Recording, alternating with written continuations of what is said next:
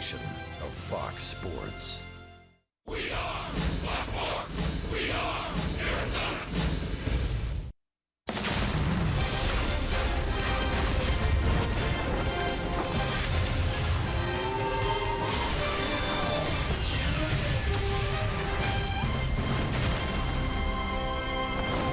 The road trip hits the West Coast. We're in San Francisco, the third and final stop on this journey. It was quite an odyssey yesterday.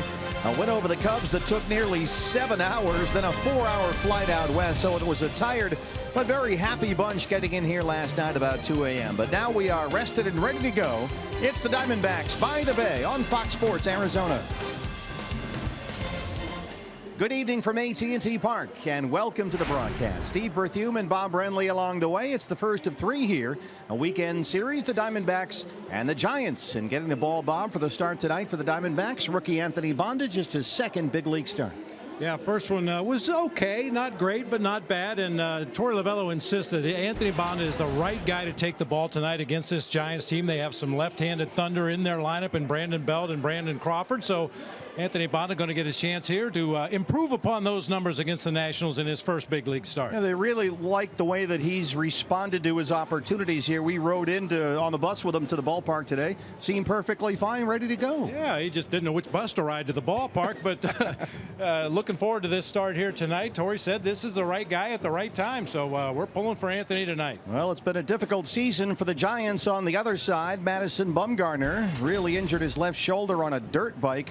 Missed about 3 months. He's been back 4 starts, and typical Mad Bum stats, 1-1, a 2.84 ERA. Yeah, velocity was down a little bit in his first couple starts off the DL, but last time out he asked to pitch against the Los Angeles Dodgers, found a little extra adrenaline, and was Madison Bumgarner of old once again. 7 innings, 5 hits, shut down the Dodgers. So it's a pair of lefties here, Bonda and Bumgarner, the D-backs and the Giants, the first of 3 here at AT&T Park. First pitch is coming up shortly on Fox Sports Arizona.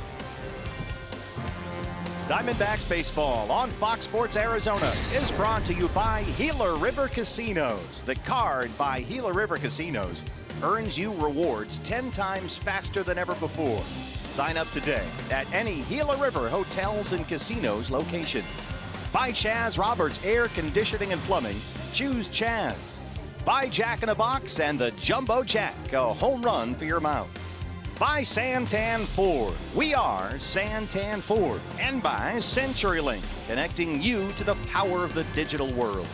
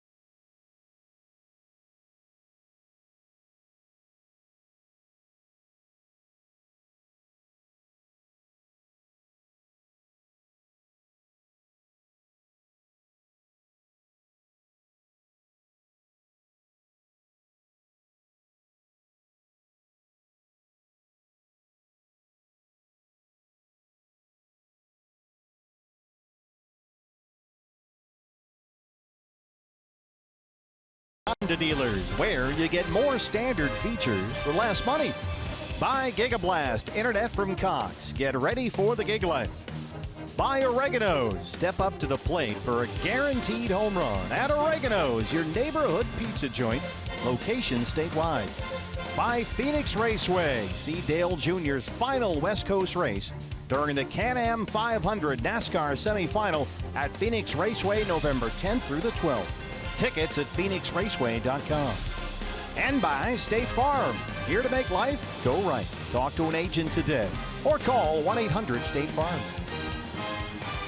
Well, we have a lot of Diamondbacks fans with us this weekend in San Francisco. This is a very happy and loose ball club right now after their big win at Wrigley Field yesterday afternoon. We are just about set to go back from AT&T Park right after this.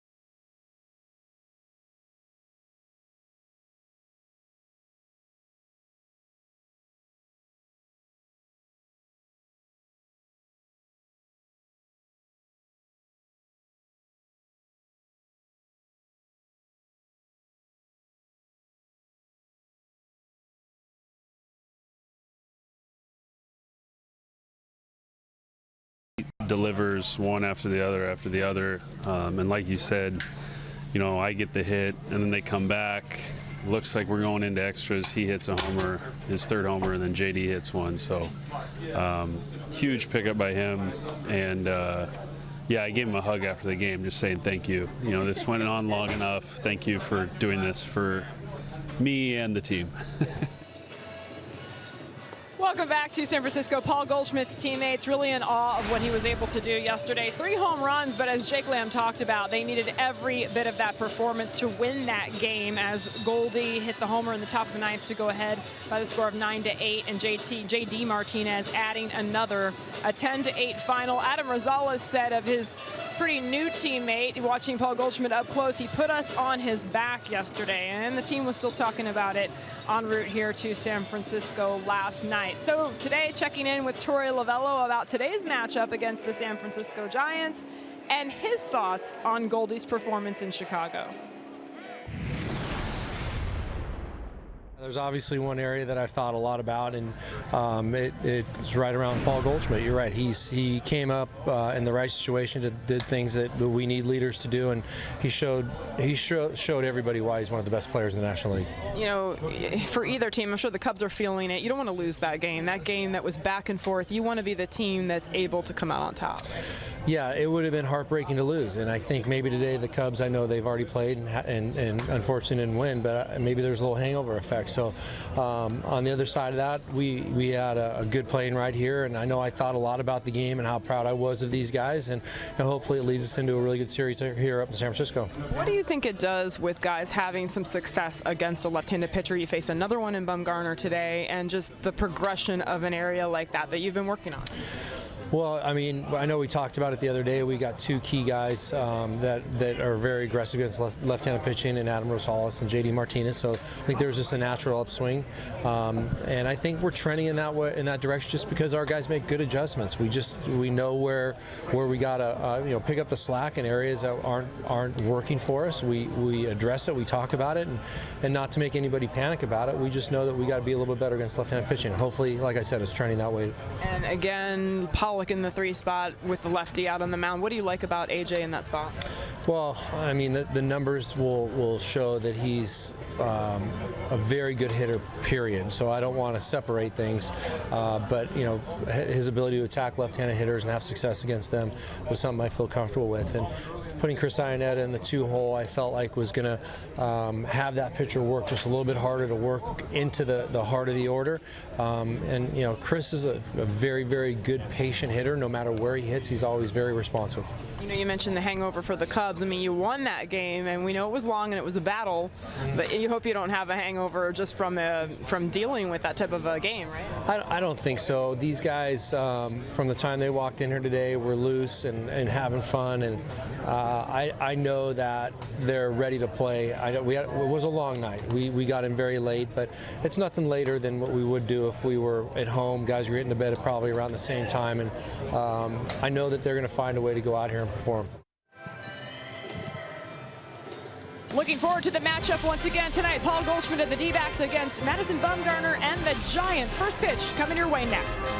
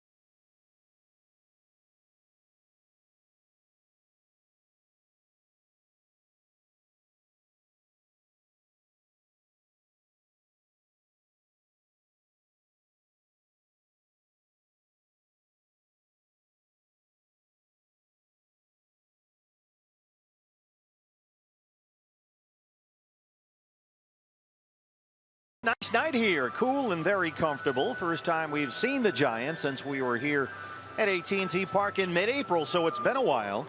The Diamondbacks still riding high after that big win over the Cubs yesterday. Here's your starting lineup for the D-backs, brought to you by your Valley Chevy dealers. David Peralta once again leading it off out in left field, as we mentioned earlier. Chris Iannetta sliding up to the 2 spot in the lineup. A.J. Pollock hitting third in center field. Paul Goldschmidt over at first base. J.D. Martinez will be in right field with Adam Rosales at shortstop. Bottom third of Jake Lamb at third base. Brandon Drury at second base. And Anthony Bonda making his second major league start. Lefty on the mound for the Giants, a Ram truck starter Madison Bumgarner, who just turned 28 years old on Tuesday. Only 8 starts all year. This is his 5th since the dirt bike accident in April when he suffered a sprained AC joint in his pitching shoulder. Fastball, cutter, curveball combination from the guy they call the Mad Bum. I mentioned his last start against the Dodgers, really good. 7 innings, 5 hits of shutout baseball. He requested to pitch that game, and coming off the DL, they had the opportunity to set the rotation so he could pitch against the Dodgers in that game. That tells you something about Madison Bumgarner and how he feels about the Dodgers. I think we all feel that way about the Dodgers. Yeah. Diamondbacks 4-3 against the Giants this year as we are underway, the first of 3 here this weekend in San Francisco. David Peralta leads it off. He's hitting .301 this year with 10 homers.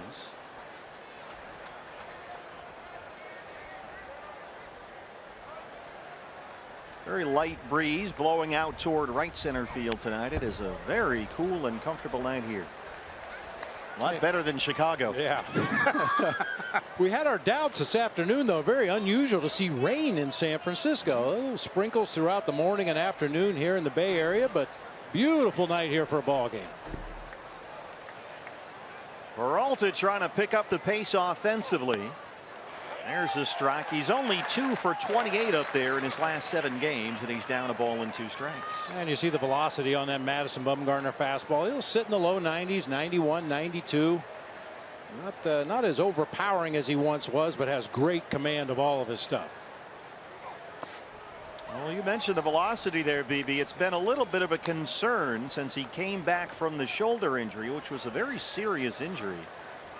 He's gone from averaging 92 miles per hour with his fastball before he was hurt to about 89, 90 since he's been back. So it hasn't been quite the same. But in typical Mad Bum fashion, 4 starts since his return from the DL and a 2.84 ERA. Good at bat here by David Peralta. He's worked it full, 3-2. You heard Torey Lovullo telling Jody Jackson he wants the top of this order to make Mad Bum work. Put him to work out there, and Peralta draws a leadoff walk. Let's look at the Giants defensively. That's presented by Nationwide Vision Centers. Giants will have Gorkys Hernandez in left field, Denard Span in center, Hunter Pence over in right field, Ryder Jones at third base, Brandon Crawford at shortstop, Kelby Tomlinson will be at second base with Brandon Belt over at first. Perennial All-Star Buster Posey behind the plate for the lefty Madison Bumgarner.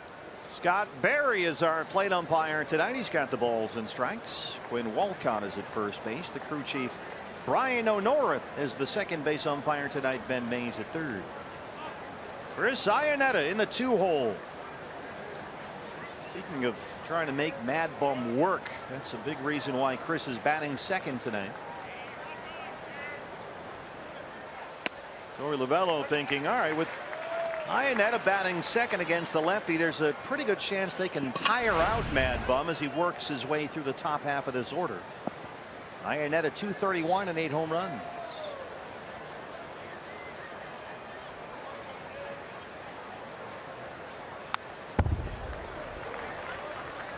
I think about every little angle. You know, having a couple guys at the top of the order that aren't afraid to hit with 2 strikes. They'll take a lot of pitches, force that opposing pitcher to really work hard to get through the top of the order.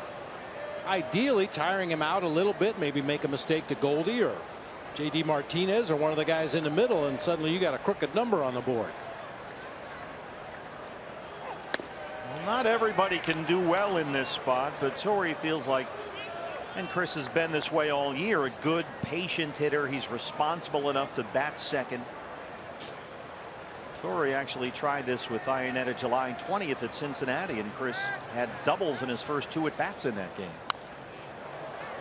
Still alive here at 1-2, and it is pretty likely actually that when it's Iannetta's turn to start, if you want to use that term, when he does start and it's a left-hand pitcher out there for the opposition, we might see a lot of Chris Iannetta higher up in the order.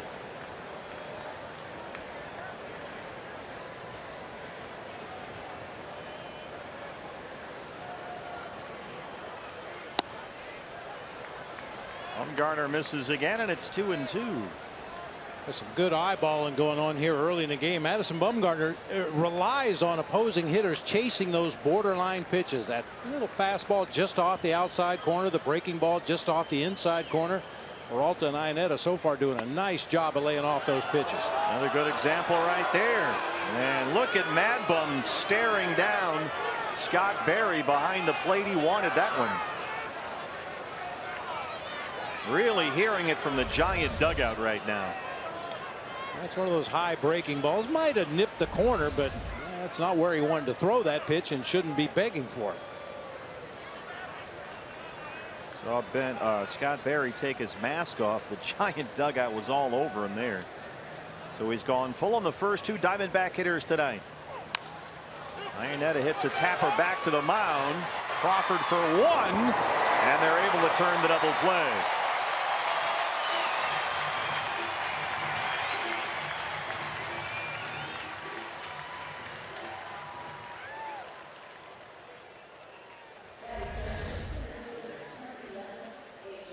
Ball tapped back to the mound right there. Iannetta got slow getting out of the batter's box. Brandon Crawford just kind of sidesteps as David Peralta went sliding by and delivers it to Brandon Belt in time for the double play. That was a good, hard, aggressive slide by David, but very much within the framework of the rules there. Straight into the bag, coming up as high as he could. AJ in the 3-hole, 296 and 5 homers. He's got 7 hits on this road trip, including 4 doubles.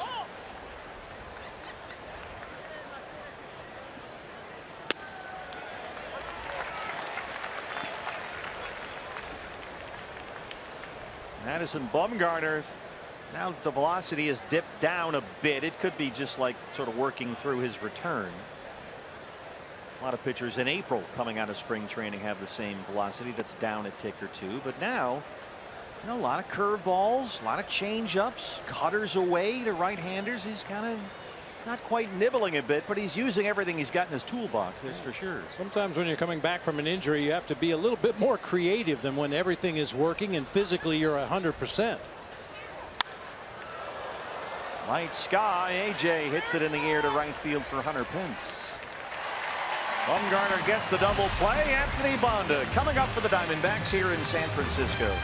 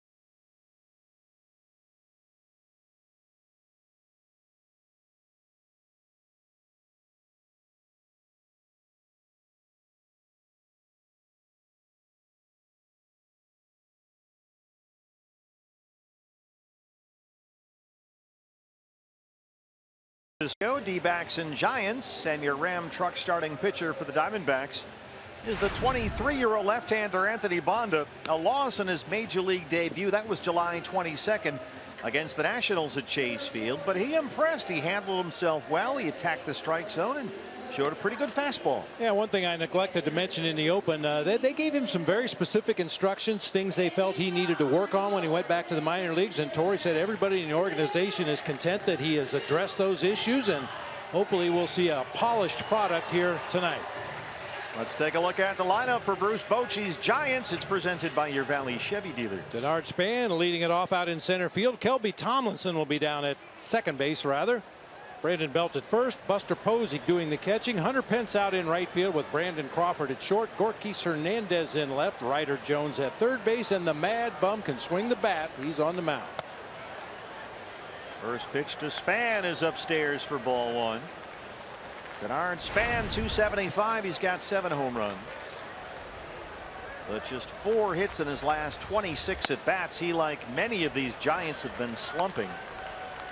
San Francisco comes in what has been pretty much a lost season. 26 games under 500 and 35 games behind division leading Los Angeles. So they are licking their wounds here in San Fran. And I think their skipper Bruce Bochy reached the boiling point. He had a team meeting and aired them out pretty good from what I understand, and told them things are going to be different around here. I don't really care what happens to you guys, but I want to take care of my coaches. So they were out here early today. It looked like a spring training workout. Pitchers fielding practice, bunt defenses. They had some rundowns going on. Kind of reminds me of the 04 season in Arizona. You do what you can, right? I mean, it's been a lost cause for the Giants for a while now. Everybody's been there at some point. Bondo's got it full on Span, 3 and 2.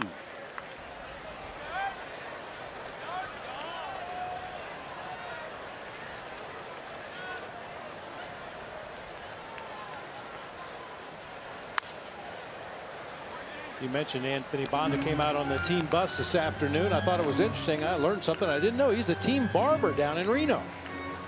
Got a little area of the clubhouse that they set up for Anthony to give his teammates and himself haircuts. He said, I cut my own hair. How can you tell? Well, versatility in the clubhouse is a good thing. Ooh, didn't get the call there from Scott Barry, who's had a tight strike zone here tonight. And it's a leadoff walk to Span. Let's look at the Diamondbacks defense. Nationwide Vision Centers has that. One of the tougher right fields in the National League. J.D. Martinez will be patrolling out there tonight with A.J. Pollock in center. David Peralta in left. It'll be Lamb and Rosales on the left side of the infield. Drury and Goldschmidt on the right side. Chris Iannetta behind the plate for lefty Anthony Banda. Second baseman tonight, Kelby Tomlinson. These two would have seen plenty of each other in the Pacific Coast League. Tomlinson 261. He's had just 3 extra base hits all year. He's played in 60 games this season. This is only his 15th start. And as usual, he's played third base, second base, shortstop. He's seen some time in left field as well.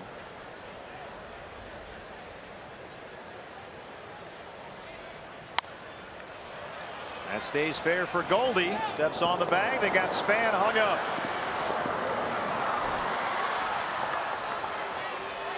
Two quick out there. It's 2 quick outs right there behind Anthony Banda. Bob, it's time for your Valley Honda dealers key to the game. Well, in this ballpark, Diamondbacks pitching has gone 214 plate appearances without surrendering a home run to the Giants hitters. So maintain your dominance. Tough ballpark to hit home runs anyway. The wind is blowing out a little bit to right field tonight, but there is no such thing as a cheap home run in this ballpark. Well, here is the Giants' leading home run hitter. It's Brandon Belt. D-backs have the shift on, and there's strike 1. Belt has already tied his career high with 18 homers. He's batting .242. He homered here yesterday in their win over the Oakland A's.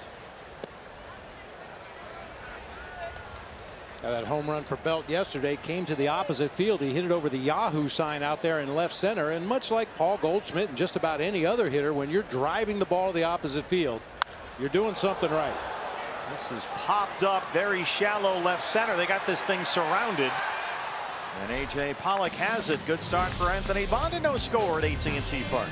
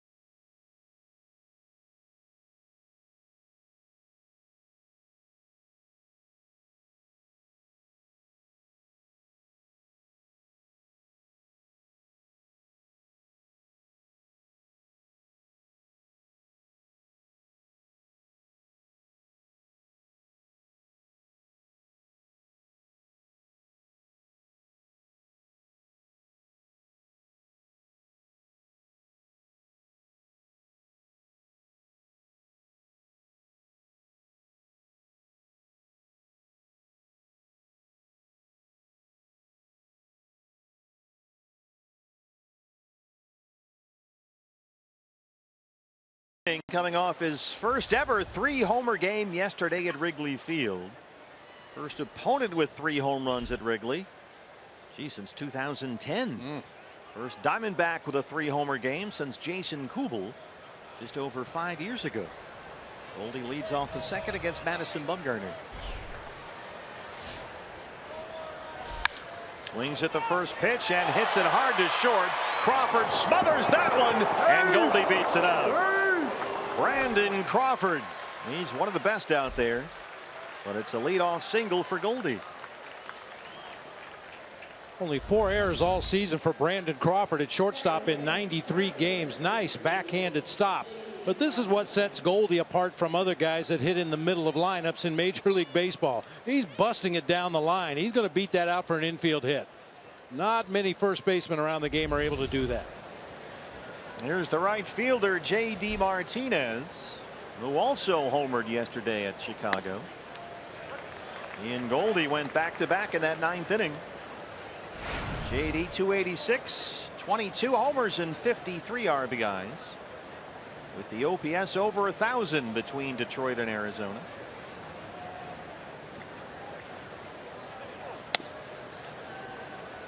You know, talking about Goldie, 3 home runs in the game yesterday. You had the feeling, and thank goodness it didn't happen. If that game were tied up and went into extra innings and had another rain delay, when Goldie's spot came up, he would have hit another home run. It was one of those special days. It really was. Yeah, Goldie now with 25 homers. That's already more than he had all of last year. And this team was just downright jubilant was the perfect word. We were talking to Torrey about the closed door celebration before the clubhouse opens to the media. And he loved what he saw from his group. They were thrilled to win that game. And hopefully that carries over here over the weekend. And apparently the celebration really started when Goldie got up to the clubhouse. They were just waiting on him. He said it was like the president walking into the room or something. Dave McKay coaching at first. 2-2 on J.D. Martinez.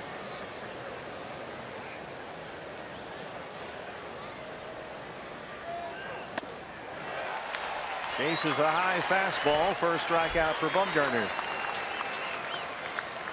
The thing that strikes you, Bob, about the win last night as we look at that last pitch, this is a young team that was very much aware, and I heard them say this to each other a number of times. They were very much aware that they did that against the defending World Series champs in their ballpark. Real good measuring stick. You know you're playing a good team at their house in a hostile environment. Even though they call it the friendly confines, if you're the visiting team, it's not so friendly. What they accomplished really did seem to resonate among the Diamondback players. Adam Rosales is the shortstop tonight. 3 for 10 in 2 starts with the Diamondbacks. 237 and 4 homers between the Oakland A's and the D-backs, acquired at the deadline. You know, and all that being said about the big series win in Chicago and the way they won that ball game yesterday, guys were all very conscious that, hey, this is a team that's struggling on the other side of the field. Let's not take them for granted. Let's go out there and maintain our energy, maintain our focus, and play just as hard against the Giants as we do against anybody else. They know where they are in the standings, only a half game ahead of Colorado for that first wild card spot in the National League. It's back to business here tonight. Rosales does have a history against Madison Bumgarner. He's homered twice off Mad Bum in his career. Played a lot of crosstown Bay Bridge type deals when he was with the Oakland A's. They just finished up that series here last night. 1-2.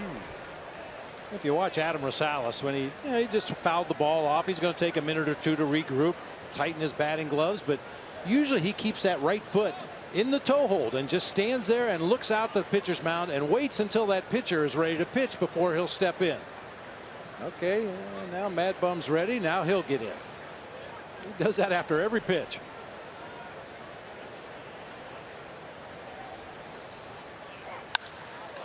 Rosales hits it in the air center field. Denard Span drifting over toward left center. Now that's the second out.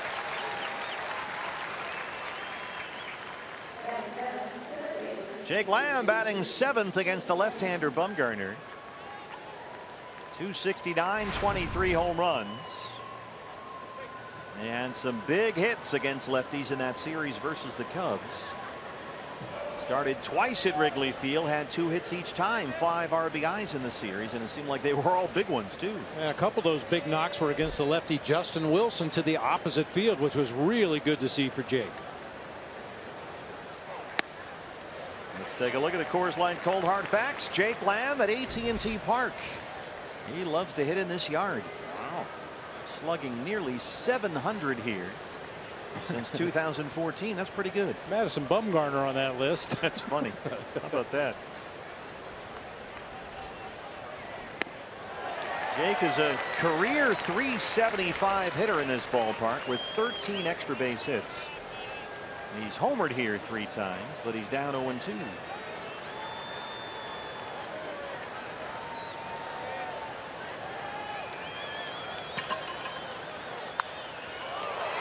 Brandon Belt was right there, ready for that one, and Bumgarner strands the leadoff single.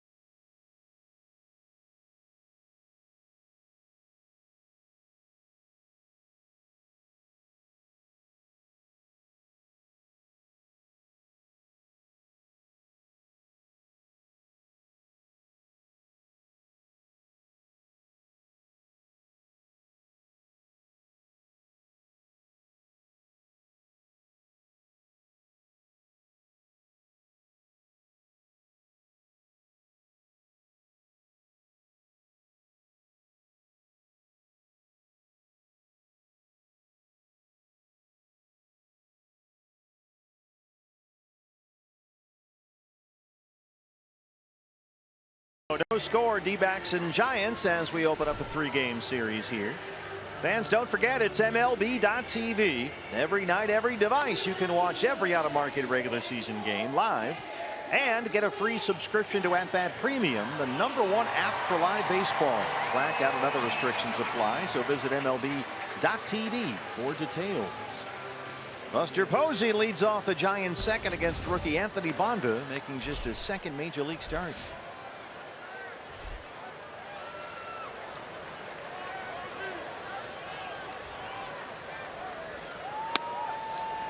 Fastballs in there for strike 1. Posey leads the Giants in hits. He's 4th in the National League with that .328 batting average, 11 home runs.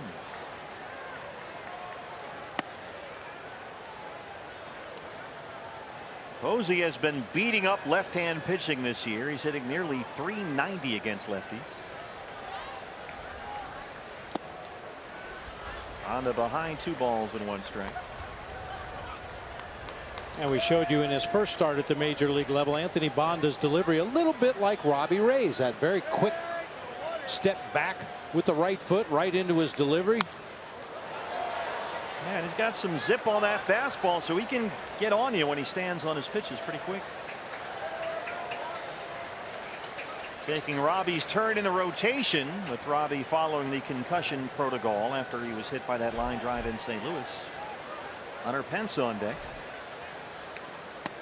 Torey Lovullo very happy about Robbie Ray's progress. We talked to Torey today. Robbie was cleared for all baseball activities yesterday and was actually throwing today from about 125 feet.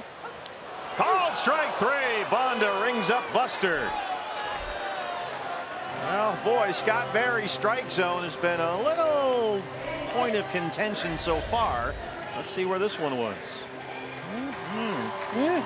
Madison Bumgarner would like to have that. First strikeout for Bonda. Now he'll deal 100 Pence. There's that amoeba strike zone. It just kind of morphs high and away, low and in, low and away. Bonda overthrew that fastball a bit. It's 1-0. Pence has hit safely in 5 straight. He's homered twice during what is now a 5-game hit streak. 244 and 8 homers. Boy, he and Rosales are almost the same guy. Yeah. With their batting stances, their high socks, skinny calves, you name it. Mirror images of one another. Bonda works very quickly, works faster than most guys do, but you don't want to rush it out there. Seems like he's rushing through this at bat. It's a certain tempo and pace that's always good. Anthony works quickly, but maybe a little too quickly here. Keeps missing his spots, and he walks Pence. Second walk of the ball game issued by Anthony Bonda. Able to pitch around that walk in the first inning to Denard Span with the double play ball by Kelby Tomlinson, but that's not the way you want to go about your business at the major league level, putting guys on via the base on balls. Brandon Crawford leads the Giants with those 55 RBIs. Only 230 on the year, though, with 9 homers. He's had a disappointing offensive season. Hunter Pence, the runner at first, and 1 out. Bonda coming off a 12-pitch first inning. That double play was a big help. Fastball missed. It's 1-0. Crawford only 2 hits in his last 20 at-bats against lefties. A.J. Pollock in center field, shaded over toward left center. And J.D. Martinez is way off the line in right. Standing in front of Triple's alley out there. Martinez is a football field away from the right field corner. That's the way a lot of right fielders play in this ballpark. It's only 309 directly down the right field line, so any ball hit down in that corner is a sure double, but probably not a triple. So you don't really have to guard that area of the field. If the guy hits it there anyway, he's going to get a double. But if they hit it in that gap at the 421 mark, you're looking at 3 for sure, maybe an inside the Parker. So most teams try to bunch that gap in right field. They call it Triple's alley for a reason. 421 out there. Popped up behind shortstop for Rosales. 2 outs.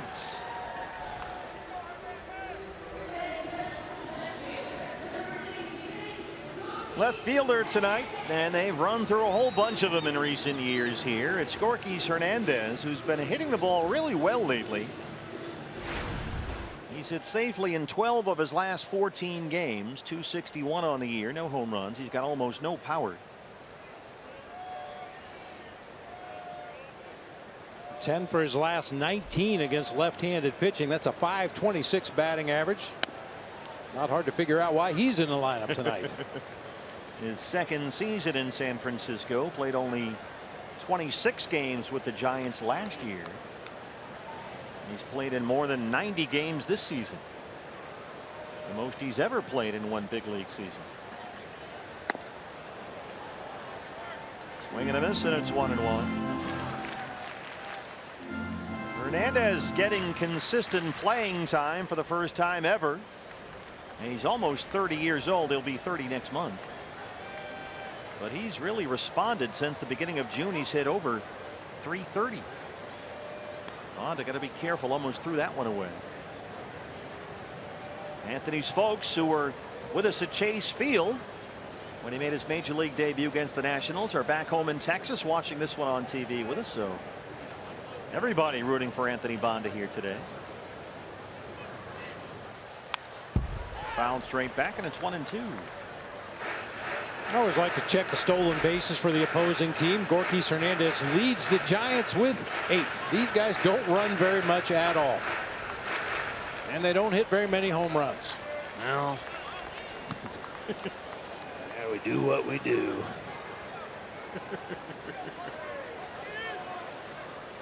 some people call it a Kaiser blade. I call it a sling blade.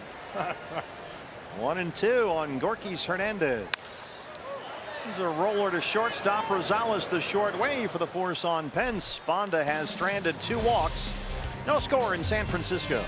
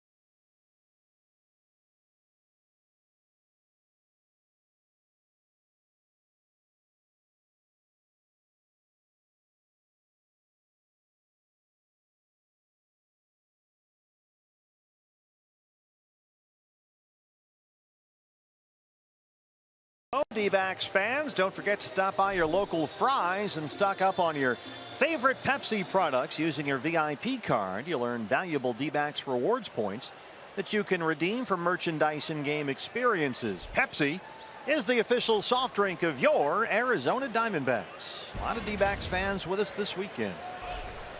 Brandon Drury leads off the 3rd against Madison Bumgarner. Drury jumps on a first pitch fastball but fouls it off, and it's 0-1. Brandon had a pair of hits yesterday in Chicago, including a long first inning homer, his 9th of the year. It was Brandon's first home run since June 13th, when he homered for his 3rd consecutive game. That was in Detroit. 1-1.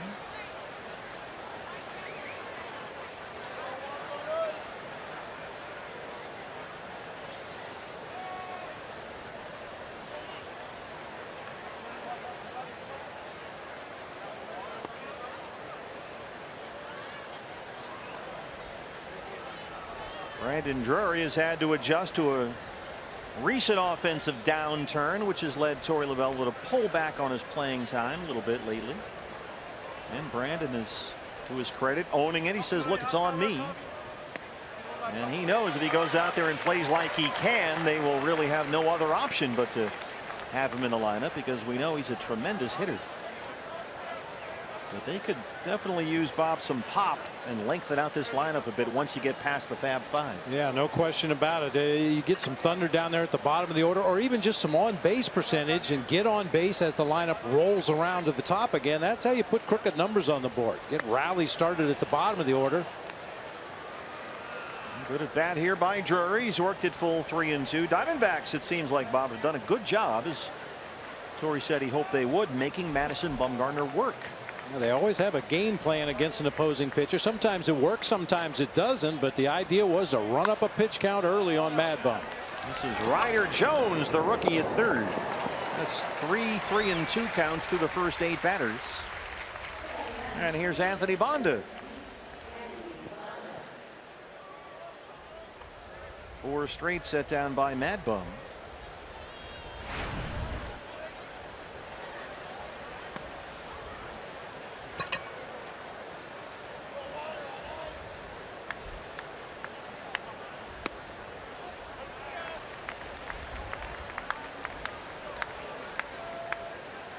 Madison Bumgarner got his first win back from the shoulder injury 2 starts ago against Pittsburgh here. One more time for Jones, who charges this one. Hey fans, anytime the D-backs score 5 runs or more, Taco Bell is giving away 3 free tacos with the purchase of a large drink between 4 and 6 the following day at participating locations. Here's the leadoff man, David Peralta. Bumgarner 2 starts ago pitched very well. 1 run, 6 hits in 5 innings in beating the Pirates. He was really good his last time out, as Bob mentioned, Sunday at Dodger Stadium. 7 scoreless innings, gave up only 5 hits.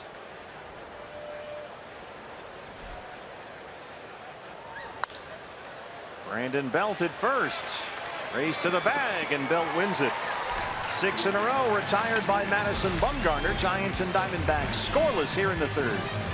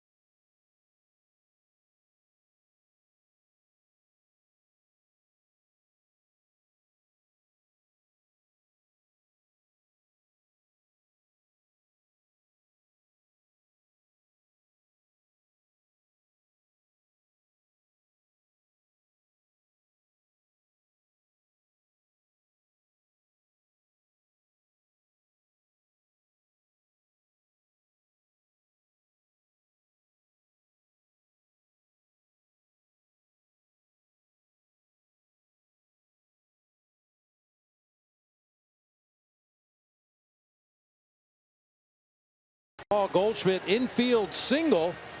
Now we have a moment. Let's take a look at our Geico this day in Major League Baseball history. Former teammate of mine back in 1982 drove in the winning run in the Mets 7-4 victory over the Cubs in Chicago. Was traded during the game, went to Philadelphia to join the Montreal Expos, and got a base hit in that game. The only player in Major League history to get 2 hits for 2 different teams in 2 different cities against 2 Hall of Famers, Ferguson Jenkins and Steve Carlton. And he's been a coach and a manager in the Diamondbacks minor league system for a while now, Joel Youngblood. Bubba. We used to call him Bubba. Was there a reason for that? I don't know. It just seemed to fit. Ryder Jones jumps on the first pitch from Anthony Banda. That's going to get behind the screen and out of play.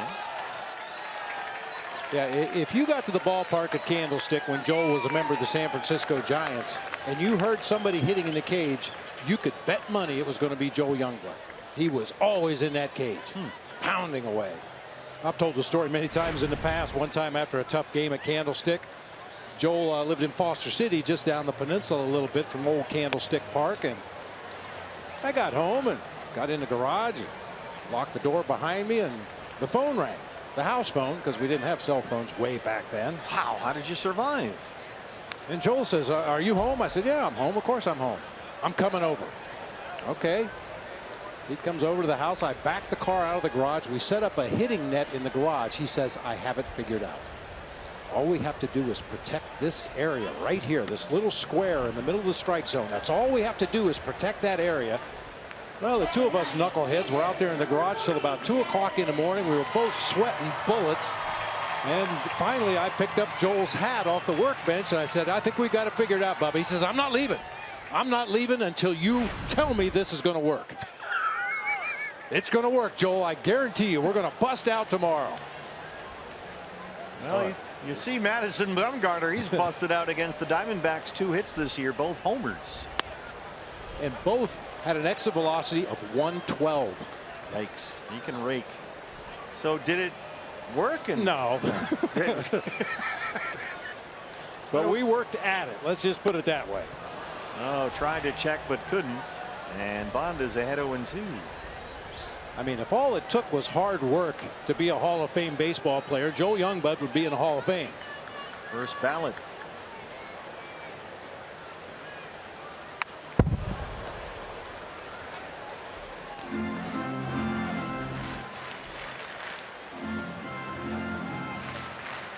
Giants really made Anthony Bonda work in that second inning. He threw 30 pitches in the second inning, or 30 total after 2.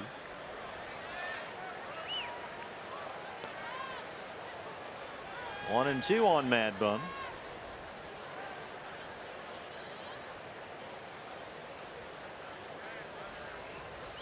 Anthony Bonda from Sinton, Texas. Acquired from Milwaukee in the Gerardo Parra deal a few years ago, and he gets his 3rd strikeout. Sinton, Texas is right near Corpus Christi. Yeah, it's right near the water there, the Gulf of Mexico. He was originally drafted out of high school there by the Diamondbacks in 2011, a 33rd round pick, but decided instead to go to San Jacinto Junior College. Wound up a 10th round pick by the Brewers. And the Diamondbacks finally got him at the trade deadline 3 years ago in that Gerardo Parra deal.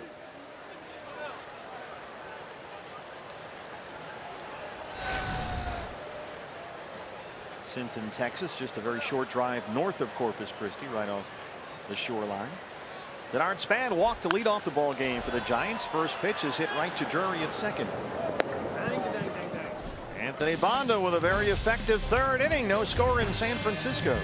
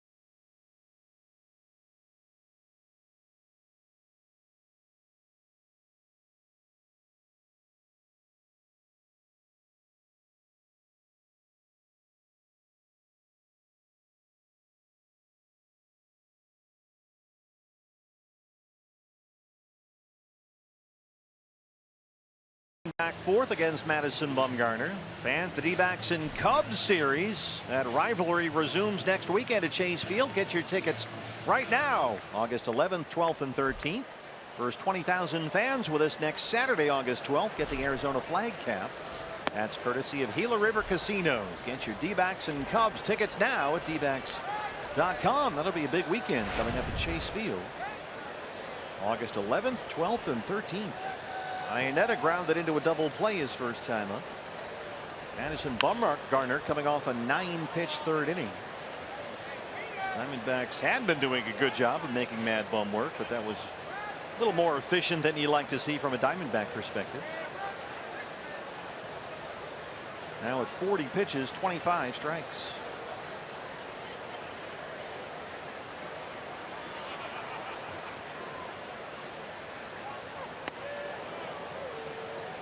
Chris Iannetta, a longtime Colorado Rocky, so he's played here a bunch. This is his 30th game at AT&T Park. He's a career .350 hitter in this ballpark with 5 home runs.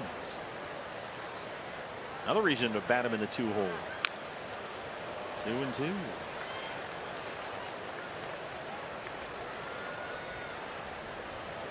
There you go. Iannetta's career on base percentage here is .495. Wow. So he's getting on base literally half the time he's up in this ballpark. He should be hitting leadoff. Yeah. Let's get really crazy.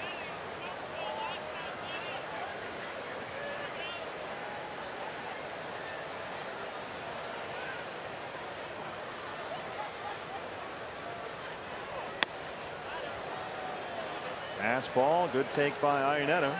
Second time up there. He's worked it full. This is exactly why Torey Lovullo wanted him up there batting second against Madison Bumgarner. Good patient hitter who's responsible enough to bat second in the order against a good pitcher like this, but Bumgarner wears him down and gets his second strikeout. That's 7 straight retired by Mad Bum. Brings up A.J. Pollock. A.J. flied out to right to win the first. We're talking about Madison Bumgarner and what he went through on that dirt bike. It was a really serious injury. Dave Righetti kept reminding everyone that when Madison Bumgarner came back.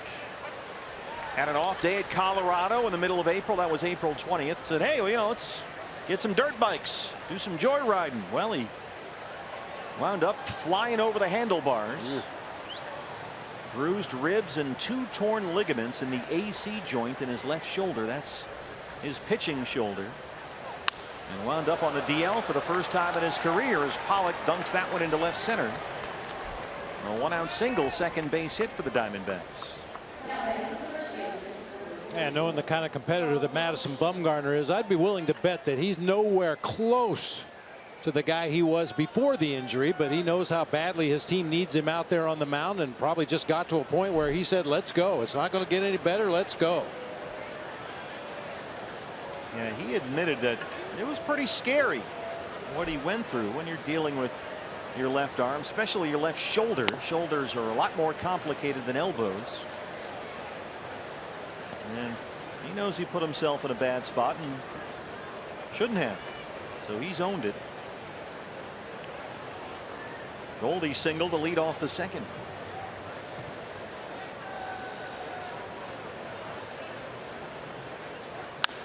Goldie drives that one toward Triple's alley. And it's in the corner. Pollock flying around third. Goldie digging for third. Here's the throw. And he's in there with an RBI triple. 1-0 Diamondbacks. The third triple this year for Paul Goldschmidt.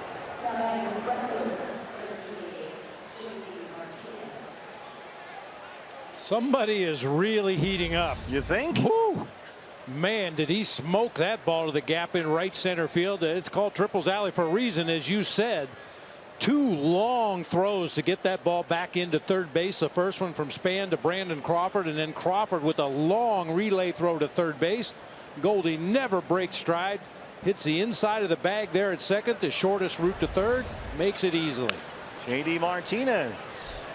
You saw on that replay how deep it is out there. 421 to the corner, as Bob mentioned. Span, the center fielder, had to run forever just to get near that ball. It is way back there. So anything that gets between the center fielder and the right fielder is almost a guaranteed triple.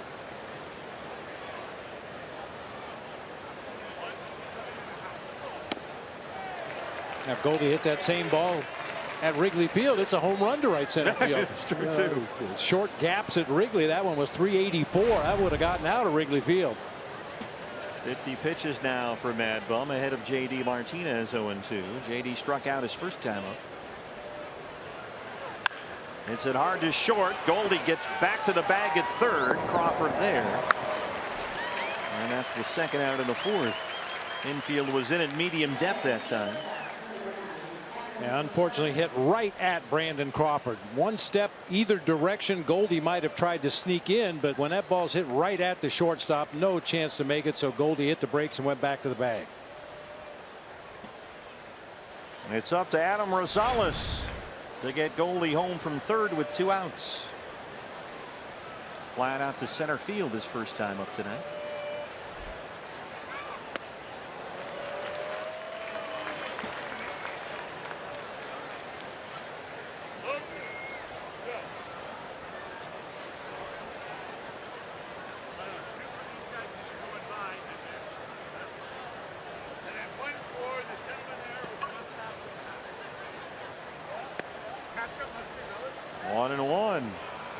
Here's that Adam Rosales approach again. Just get everything ready and then just wait until the pitcher's ready.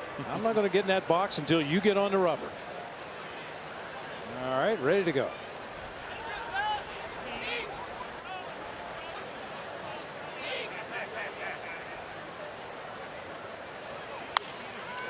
One and two. Ketel Marte, by the way, is back with the team, activated today. Jack Reinheimer option to Reno. But Rosales in there at shortstop. Torey Lovullo didn't want to throw Ketel Marte following the tragic death of his mother right back into his start tonight. Torey said, look, he hasn't even thrown a baseball in 4 or 5 days. Let's give him a day to run around and hit a little bit, and he'll be back in there tomorrow at shortstop. Bumgarner strikes out Rosales, strands Goldschmidt at third, but Goldie stays hot so far. A single and a triple today following 3 homers yesterday in Chicago. His third triple of the year makes it 1-0 Diamondbacks.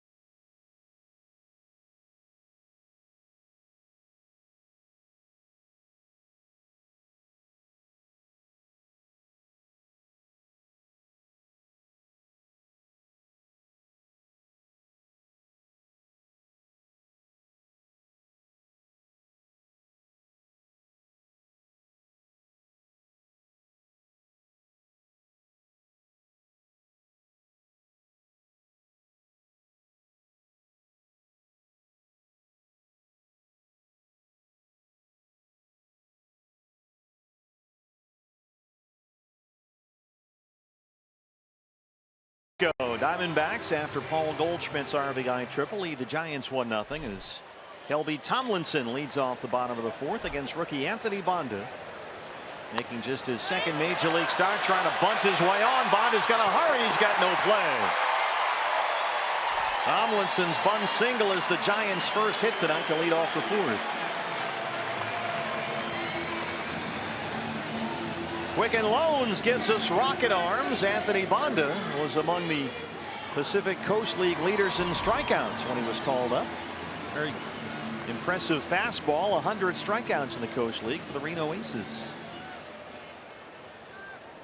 That was a pretty smart move that time by Anthony Banda. It looked like he was going to try to do a behind the back flip out of the glove to Goldie like Mark Burley did several years ago, but decided better just hold on to that one. Just eat it, as Weird Al Yankovic once said. Brandon Bell flied to center. Tomlinson gets up that line pretty quick. That's a smart offensive play in this ballpark. The infield grass is like a hayfield out there. I mean, you might lose a ball if it stops rolling. And of course, being right here on the bay, there's a lot of moisture. The field is very wet, very soggy almost all the time. Well, it's a beautiful night here, though. Just gorgeous. Sailboats off in the distance. Sun setting. What an atmosphere this is. They ended their sellout streak, though, a while ago, earlier this summer. Giants had had 1 million consecutive sellouts, and that streak has ended with their last place season. They bunted toward third. Bond is on it, makes a nice play, throws out Belt as Tomlinson moves up.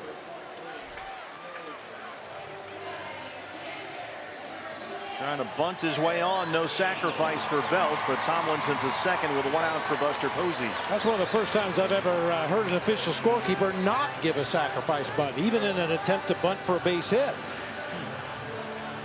Yeah, that sellout streak, 530 consecutive sellouts. Now, you know, you kind of have to take that with a grain of salt because we have seen empty seats here at AT&T. The streak started on October 1st, 2010 and ran till July 16th of this year. Well, it's been a tough year here for the Giants. 26 under 500, 35 games out in the NL West, last place. Posey struck out looking his first time up.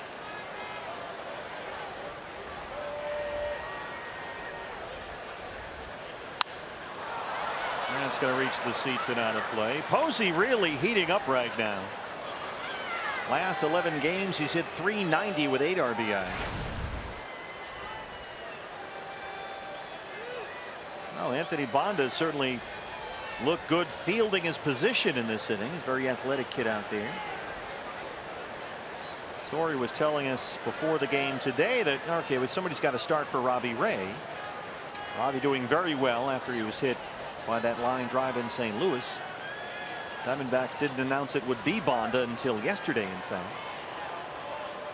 But they were looking at their options and they said, look, when you're adding up all the ingredients and you wonder, okay, who can step into this environment, this ballpark, Diamondbacks, Giants, NL West, the whole thing. They see Anthony Banda as that type of guy, a kid that can handle it. He's equipped. He can deal with all the stuff here.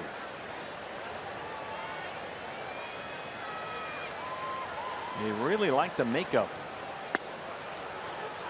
And Anthony arrived here in San Francisco yesterday while the Diamondbacks were playing that marathon at Wrigley Field.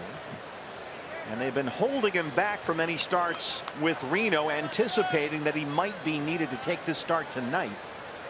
His last start with the Aces was July 27th, which was a week ago yesterday. So he's working on more than a full week's rest. And a full night's sleep, which is something his teammates did not get. Anthony got into town around 5 o'clock yesterday afternoon. And that's what you want. Make sure he's rested. Take the late bus to the ballpark. Sleep in. He pitched at Oklahoma City last Thursday for Reno. Gave up 4 runs, 6 hits in 6 innings. Leads this one 1-0. 1-1 to Posey is in the dirt. But with Banda, there's a mound presence and a poise. They like that. They saw it against Washington. I mean, imagine that, Bob. Your first big league start is against that Washington Nationals lineup and all those all-star hitters they have in a hitter's ballpark like Chase Field. But they like the way that Anthony stayed on the attack and executed the game plan they had for him. Good mid-90s fastball. And didn't seem to get rattled when Bryce Harper hit a home run to the east side of Mesa against him. It's true. Just put his head down and continued to try to execute pitches. Yeah, Mike Hazen was talking about that. They love the way that Anthony competed against Washington. Threw a lot of strikes, went right after their hitters, wasn't afraid. 3-1 to Posey. Tomlinson really dancing around back there.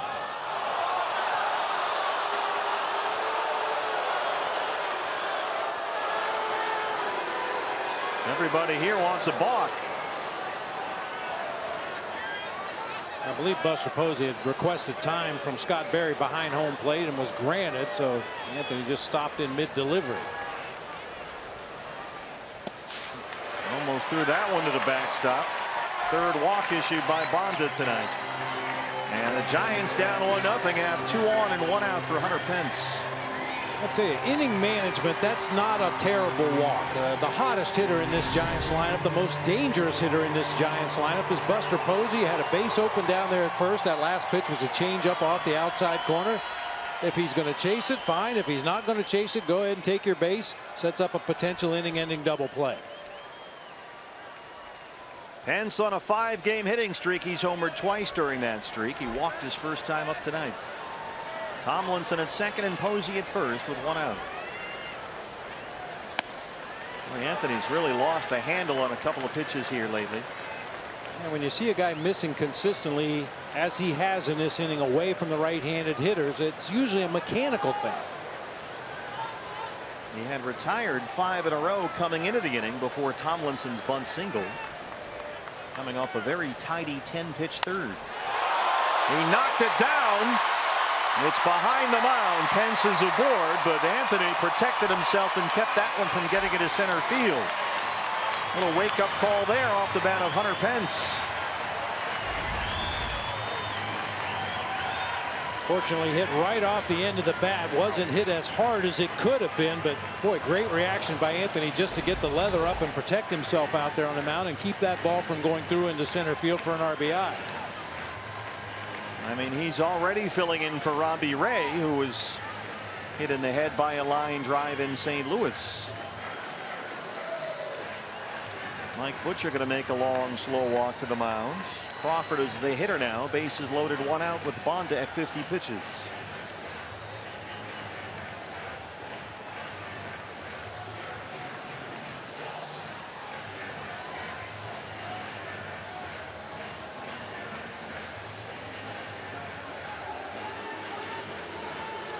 They want to make sure that he's okay, give him a chance to collect his thoughts, and I think that Scott Barry has given Mike a few extra seconds here, considering Anthony almost had his head knocked off there a minute ago.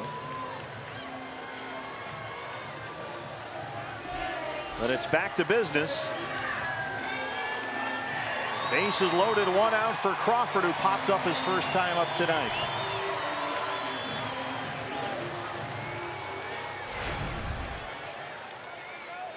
See the average for Crawford, it's under 230. He's really had a tough year offensively.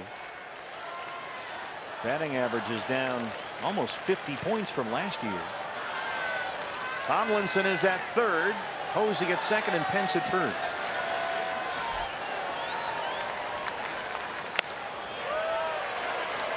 This is upstairs and it's 1-0. Yeah, Brandon Crawford told my old buddy Mike Kruko next door for Giants television that he doesn't feel like a 230 hitter. He doesn't feel like he's been swinging like a 230 hitter, but just hasn't been able to find holes or gaps.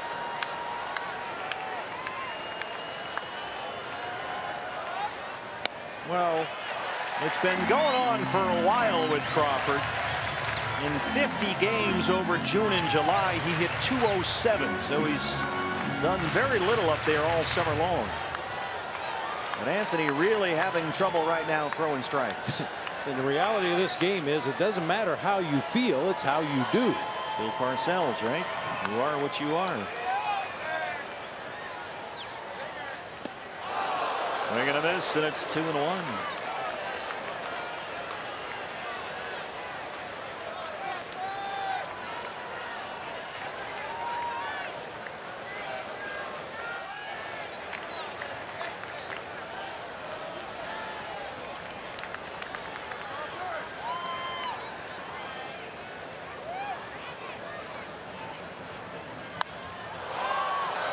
On a play, 2-2. Got away with a hanger right there, a breaking ball that stayed up and out over the plate for Brandon Crawford. That's a pitch in years past he would have hammered. Now 2 for his last 21 up there against lefties.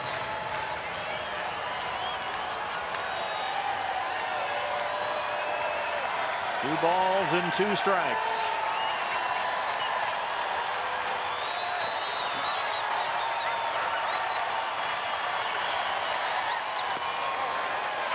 Fastball down and away, and it's full.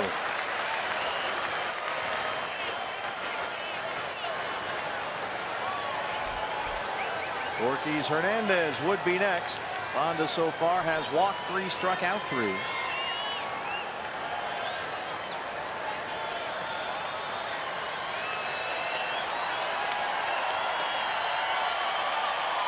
He's got his side on 3-2. Missed upstairs and walked in a run. We're all tied. 4th walk for Anthony Banda and his 2nd in this inning. The command has gotten away from him here.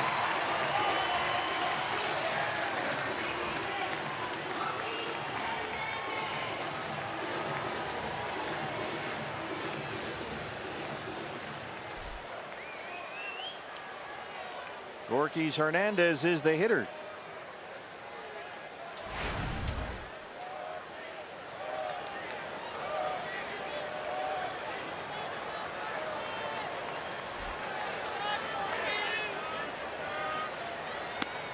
Everything away to the righties, up and into Brandon Crawford.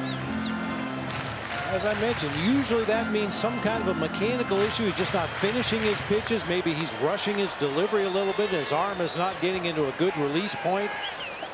Everything he's missed with has been away from the right-handed hitters.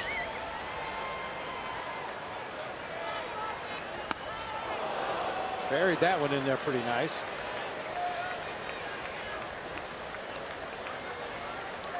We've seen from Anthony Banda that consistent 94 to 96 mile-an-hour fastball. He's got some real zip in there when he needs it.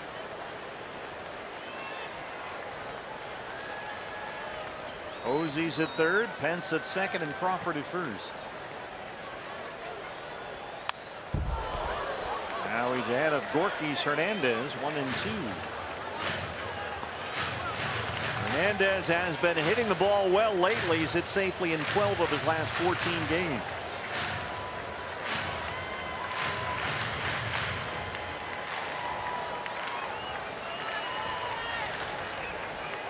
Nineteenth pitch of the inning on the way.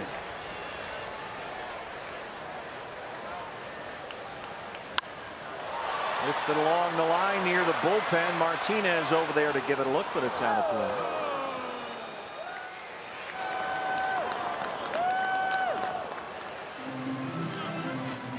Banda 60 pitches, 33 strikes. The command has been an issue here in the 4th.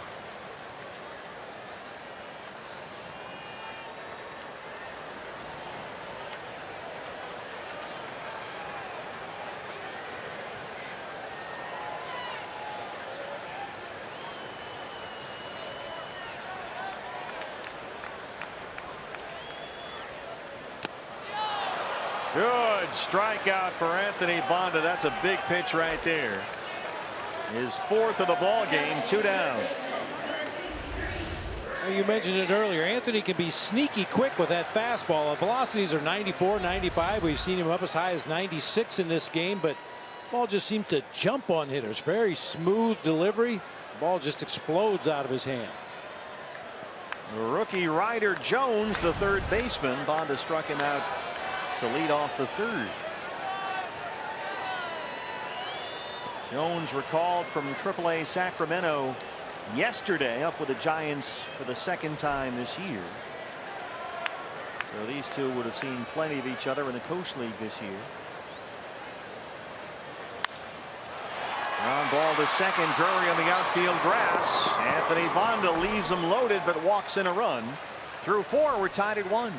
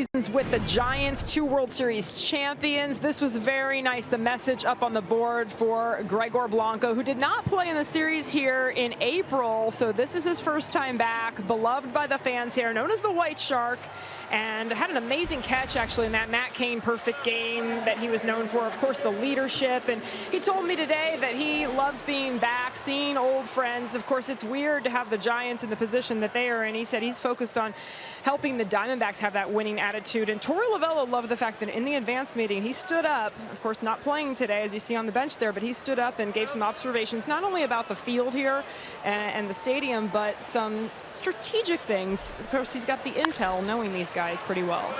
Jake Lamb jumps on the first pitch to lead off the 5th inning and grounds out to Kelby Tomlinson. Yeah, Jody, Gregor Blanco, 5 seasons here. He played in nearly 650 games with the Giants, and they were thrilled to have him back. He got a huge ovation. Yeah, I was pretty sure Gregor Blanco would be a big part of the advance meeting today, as Jody mentioned, talking about the field itself and some of the quirky things here at AT&T Park, but also some of the guys on that Giants team that he played with. He was a great teammate when he was with the Giants. He's a great teammate now with the Diamondbacks. There's the other Shark on the other side. It's Shark Week. Isn't it always? Brandon Drury got a hanger there, but couldn't keep it fair, and it's 0-2.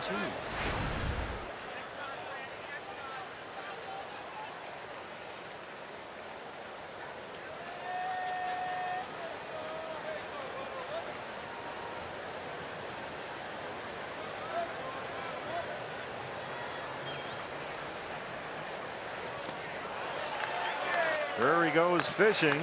Posey completes the strikeout. That's the 4th for Bumgarner. That hard breaking ball down and in. Looks like it's going to be a strike on the inside part of the plate. Brandon really pulled his head that time. Didn't see the ball into the hitting zone and ends up chasing a bad pitch. Bumgarner had a 9-pitch 3rd. 2 quick outs here in the 5th inning. And with the bases empty and 2 down, it's the pitcher Anthony Banda. A situation like this, you probably want your pitcher to take until he gets 2 strikes and hope that it takes 4 or 5 pitches to get to that point. 60 pitches, 41 strikes for Mad Bum.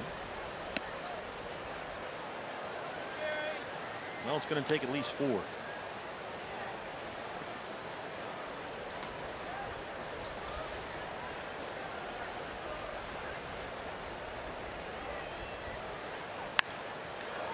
Little flare, and Crawford runs it down at shortstop. We're headed to the bottom of the 5th in a 1-1 ball game.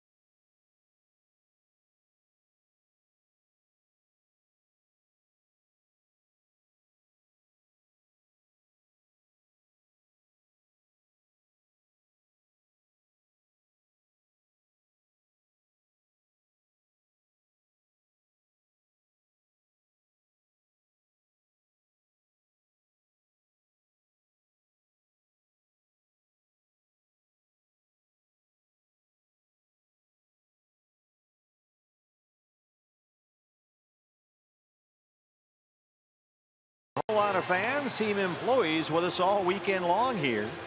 Always a great trip. Time for the Unlimited Baseball Break, brought to you by T-Mobile. D-backs and the Giants from San Francisco. Diamondbacks beginning play today, a half game ahead of the Rockies for the first National League wild card spot. Phillies are leading at Coors Field right now 3-2. And Kyle Freeland, the Rockies starter, had to leave that game in the first inning with an apparent serious arm injury. Ooh. So he may have really had something go wrong there. The Brewers, who are hanging around in the wild card, only about 3 back or so with the Cubs in the Central, won at Tampa Bay today. And the Cardinals in that discussion as well. They lost at Cincinnati 3-2. The Dodgers played at the Mets tonight, by the way. Yu Darvish made his Dodger debut against New York's Jacob deGrom, and Darvish just flat out dominated. 7 scoreless innings, gave up only 3 hits, had 10 strikeouts. And only used 15 of his 30 pitches. So the beat goes on there. But hopefully the Phillies can hang on at Coors Field, beat the Rockies. That would help. Bumgarner leads off the bottom of the 5th against Anthony Bonder. And I know this is way off the board, but the Boston Red Sox beat the White Sox tonight 3-2 in extra innings. The losing pitcher for the White Sox, Bummer. Aaron Bummer. It is a bummer. It is a bummer. Well, that's a bummer for Matt Bum, who strikes out for the 2nd time against Bonda. That's 5 strikeouts for Anthony. He's walked 4 in the ball game. And here's the leadoff man, Denard Span. Yeah, with the Brewers win and the Cubs lost today, the Brewers are actually only half a game behind the Cubs again in that Central Division. Really? They don't want to give up. Good for them. Span has walked and grounded out 0 for 1. Boy, it'd be nice for Anthony Bond to get a nice quick 5th inning if he can here. Boy, that's in the game plan to bunt on the Diamondbacks tonight. And that one finally rolls foul.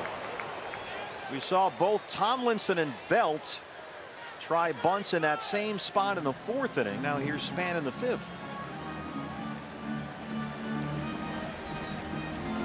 I don't know if are they bunting on Bondo or on Lamb? I think they're just trying to put it down in that hayfield and hope that the ball gets lost. Grass is as high as an elephant's eye out there. That's something that we were notorious for over at Old Candlestick Park. Once Roger Craig came over as the manager with that split-fingered fastball, everybody on the staff threw it. We got a lot of ground balls, so they let the infield grass get just a tad higher than normal. Define tad. Like 8 inches deep. You need a bazooka to shoot that ball through the infield. It's all part of the strategery. Will the Thrill used to come back to the dugout screaming at the top of his lungs, "Mow the grass!" He would lose a lot of base hits that looked like they were headed for a hole in the infield, and the grass would just eat them up. But he had a very distinctive voice, didn't he, Will Clark? Yes, he did. I don't even want to go there. I tried. It hurts. Will had a very high-pitched voice when he got excited, which was most of the time. 0-2 on Span. Honda coming off a 22-pitch 4th inning. Approaching 70 pitches for the ball game here in the 5th.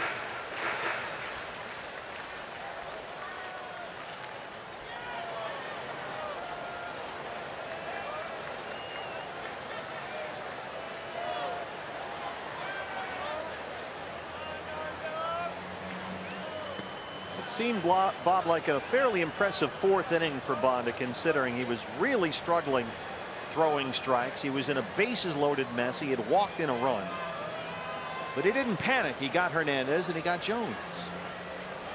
Left them loaded, gave up just the 1 run. Called strike 3. 6 strikeouts for Bonda. There's that fastball.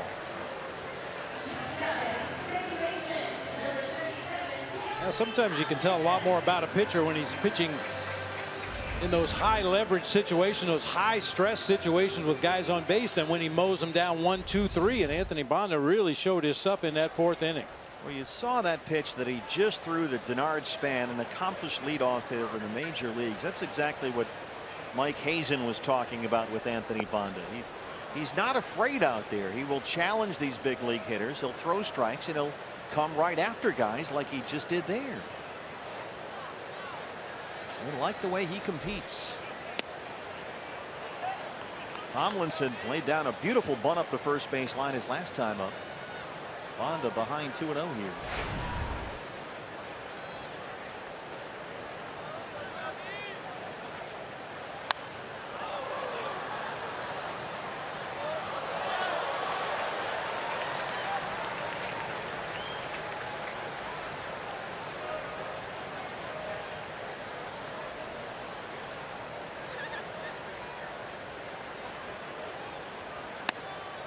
You've got a rookie out there making just his second major league start, so you'll take what you can get. But keep in mind, Torey Lovullo did have to use 6 different relief pitchers in yesterday's Cubs marathon, so any length that Anthony can provide tonight would certainly be welcome. There's a strike on 3-1. If the numbers I read in the newspaper were correct, Anthony Bonda making start number 2 at the major league level. Madison Bumgarner number 222. Just a little different. There's that fastball from Bonda, stays full.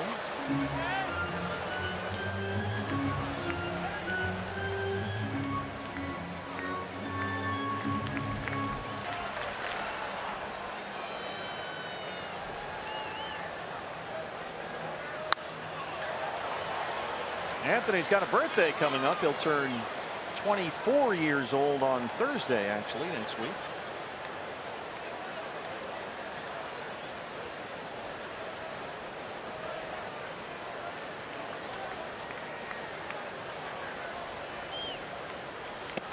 Called strike 3. Anthony Bonda strikes out the side in the 5th. 7 strikeouts for Bonda. We're tied at 1 in San Francisco.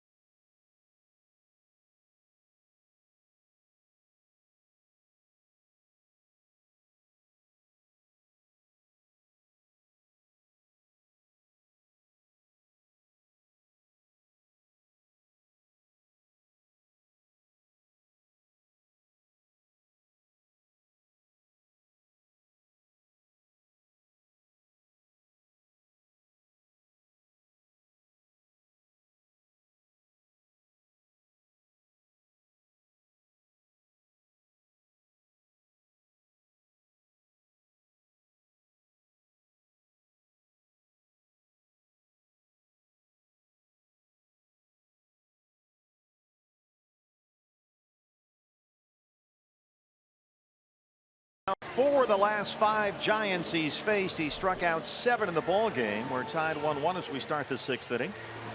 And D-backs fans, don't forget, if you can't watch the games on your TV, stream them live on your mobile device. Use Fox Sports Go. It's presented by your Valley Honda dealers. Just download the free app and take Fox Sports Arizona and the D-backs with you wherever you go. Madison Bumgarner coming off a 7-pitch 5th inning. Faces the leadoff man David Peralta to start the 6th. Bumgarner's retired the last 5 he's faced.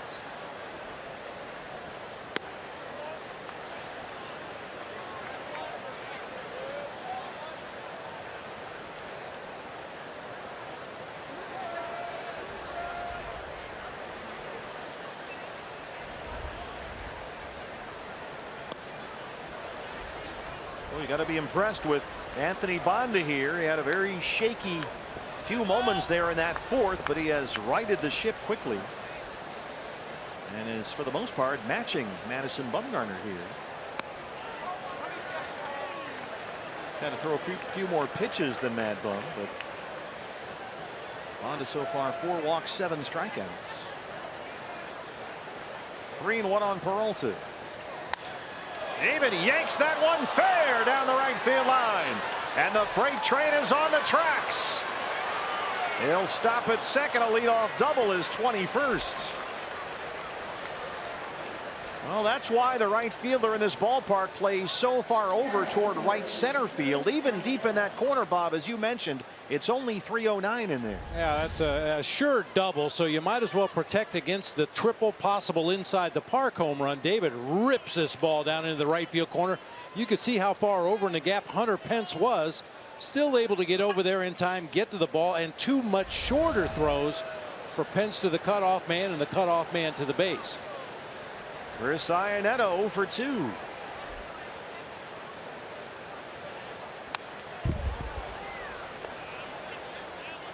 I'll say one thing in this game, the contact has been much louder against Madison Bumgarner than it has been against Anthony Banda. Some excellent points. Goldie had that triple in the 4th. Peralta doubles to lead off the 6th. A.J. Pollock had that soft line drive over Crawford's head for his single ahead of Goldie's triple.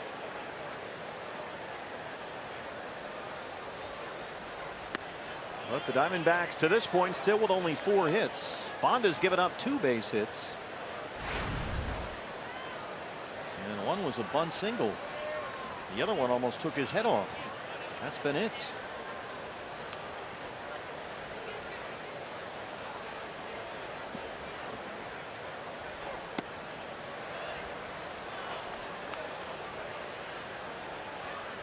Well, they are giving David Peralta a lot of room out there in the middle of the diamond. Crawford now moving a couple steps closer to the bag from his shortstop position. David can get a huge lead out there at second base.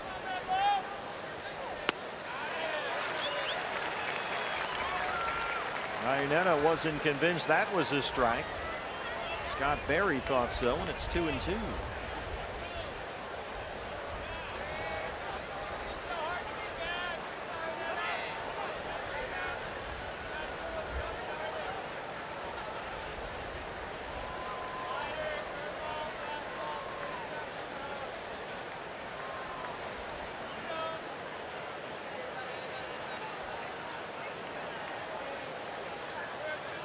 I don't know. Can he not see the signs? The lighting here, I believe, has changed in recent years. Yeah, I was told they put in LED lights, which the players haven't complained about, but they don't seem to be the same number of lumens here at the ballpark. Nice pull. I don't even know what that is. I don't either. I've just seen it on a light bulb before. The field is not quite as illuminated as it once was. Does seem darker here. 2-2 on Chris Iannetta. Oh, really tied him up inside.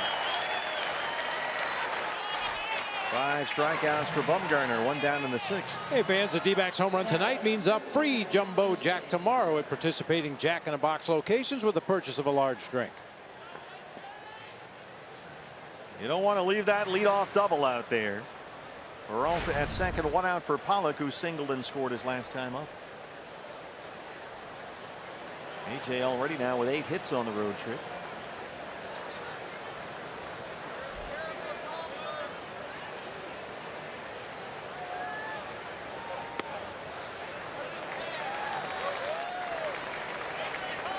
Caught by surprise a bit by that strike call from Scott Berry. That amoeba's changing shape again. See where that one was. Yeah, that was inside. Cutter just off the plate inside. That's a pitch that Bumgarner wants right-handed hitters to swing at. Move it off the barrel down near the trademark. Get a broken back grounder to the left side. Well, that's a game changer. AJ took it like he was supposed to, like a good hitter would, but didn't get the call, and now he's down 0-2.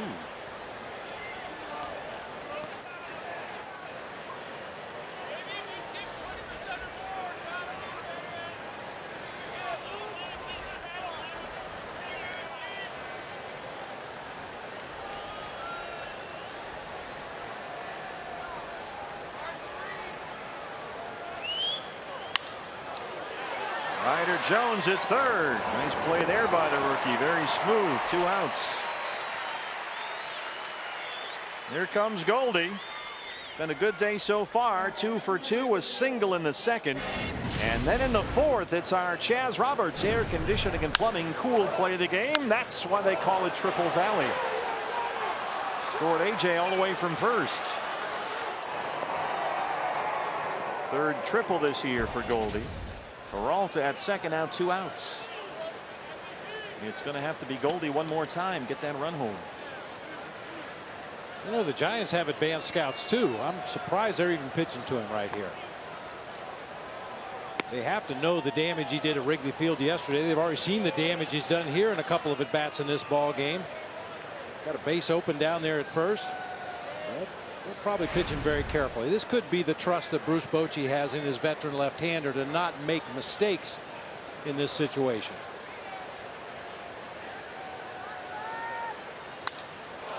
Fly ball left field. Hernandez looking up, and that ball is off the wall. A long single for Goldie. Peralta with 2 outs able to run all the way home, and it's 2-1 Diamondbacks. He just missed another home run. You were right. Why would you pitch to him? Yeah, I mean, right now there have been times this season where it's understandable that teams would go after Goldie when he was struggling a little bit and swinging and missing at strike fastballs. But man, the last few days he has been absolutely locked in. Barrels up another one, a line drive that hit about halfway up the wall out there in left field. Hit it so hard that he could only get a single out of it. But it's an RBI single. He's 3 for 3, a 2-1 D-backs lead. A swing and a miss by J.D. Martinez. I think J.D. has swung at the first pitch in nearly every at-bat he's had as a Diamondback. He is uber aggressive up there early in counts.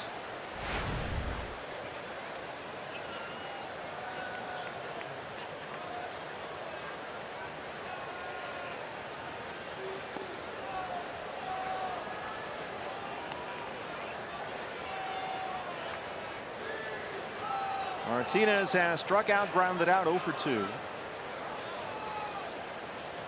3 homers, 7 RBIs in 7 games on the road trip so far for JD. He's had a big year hitting left-hand pitching. Takes one upstairs, and it's 2-1. Martinez hitting over 400 this year versus lefties, including 7 home runs. Mad Bum at 80 pitches, 52 strikes. Martinez sends it out to Pence. But Goldie does it again. 3 for 3. He's knocked in both Diamondback runs. They lead it 2-1.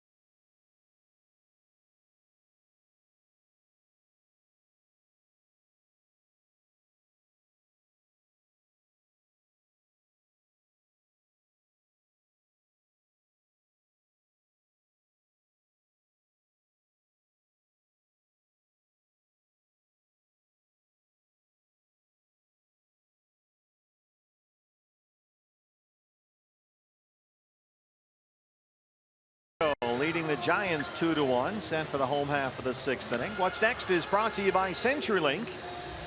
Game 2 of this 3-game series tomorrow night. Taijuan Walker on the mound for the Diamondbacks. It'll be the Stratton story for the Giants. It's the 26-year-old Chris Stratton who will be making his second major league start.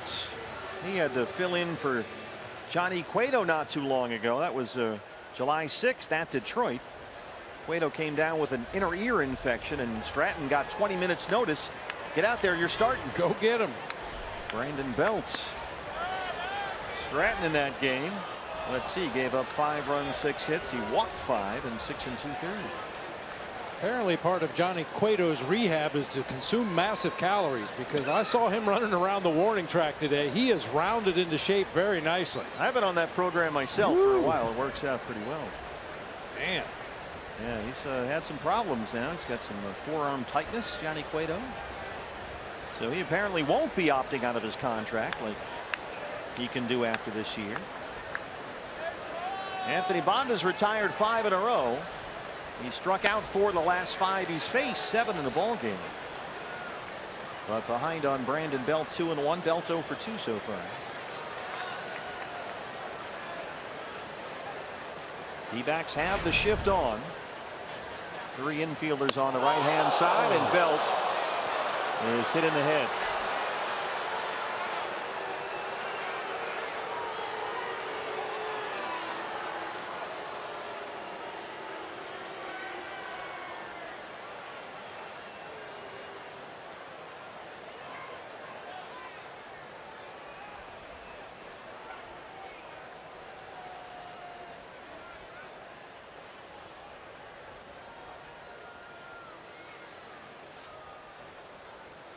If there's a saving grace here, it's the fact that that was an off-speed pitch, a 79-mile-an-hour curveball, and not that 95-mile-an-hour fastball.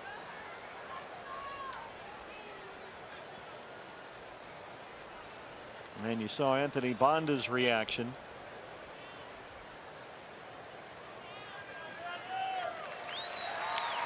Obviously very concerned about Brandon Belt. A curveball that got away.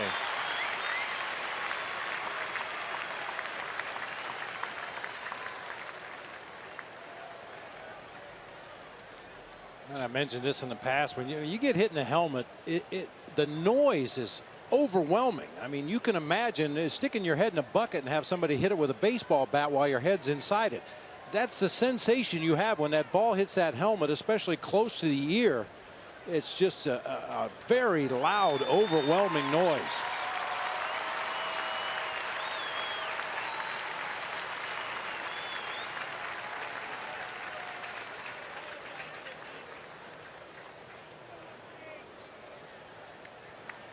Looks like they're going to be safe rather than sorry. Walk Brandon Belt off the field. Certainly we hope everything's okay. All right, Brandon Belt has had concussion problems before. One more look at the pitch.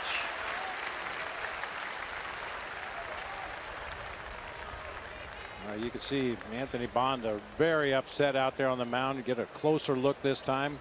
Off-speed pitch. He catches all helmet. That's the good news, and somewhat of a glancing blow, but still very concerning.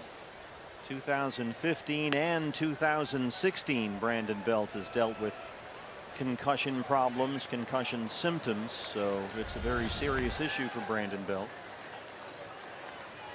And Joe Panik will come in the game and run for Belt at first.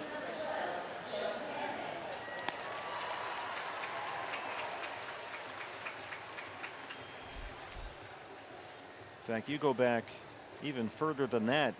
Brandon Belt won on the DL with a concussion back in July of 2014.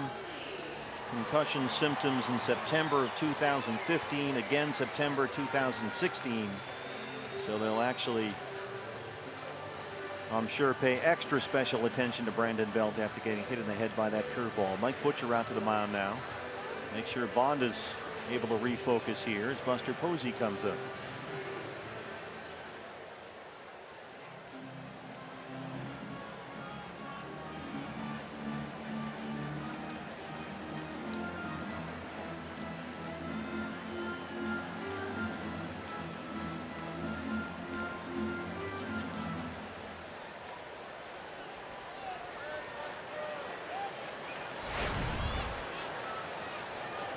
So the leadoff man for the Giants on board here in the bottom of the 6th inning. Posey has struck out and walked. He's 0 for 1.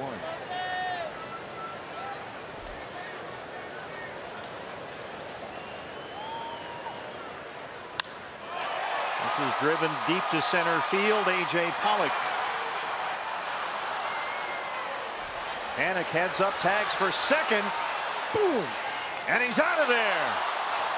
Joe Panik, a very aggressive tag. A.J. Pollock just shy of the warning track in deep center field.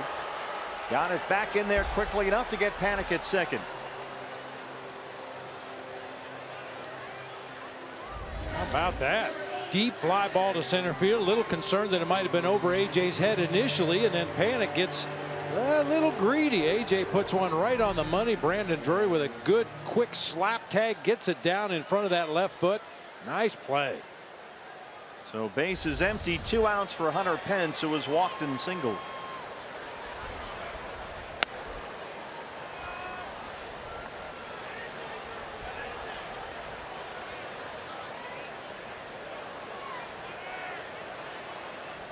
We're seeing Anthony Banda hit Brandon Belt with that curveball in the head. It takes you back to the middle of April when Taijuan Walker hit Buster Posey in the head with a hard fastball. Taijuan starts tomorrow night. Rosales at shortstop. That was a close play at first. Quinn Walcott delayed a half a beat there and says safe. It almost looked like Quinn Walcott was waiting to see what Hunter Pence would say before he made the call. Pence signaled safe after he hit the bag, but I don't know. Take a look at that one. Torey Lovullo having Alan Campbell look at this in the Diamondbacks video room. I mean, Rosales got rid of it as quickly as he could. Yeah, Pence might be right. Yeah, he's in there. Yeah, but you see Hunter looking right in the eyes of Quinn Walcott, signaling safe. There's no rule against trying to influence an umpire. Just the 3rd hit for the Giants against Anthony Banda, all singles. And the hitter is Brandon Crawford, who drew a bases loaded walk his last time up for the Giants' only run. Banda has walked 4, struck out 7 tonight.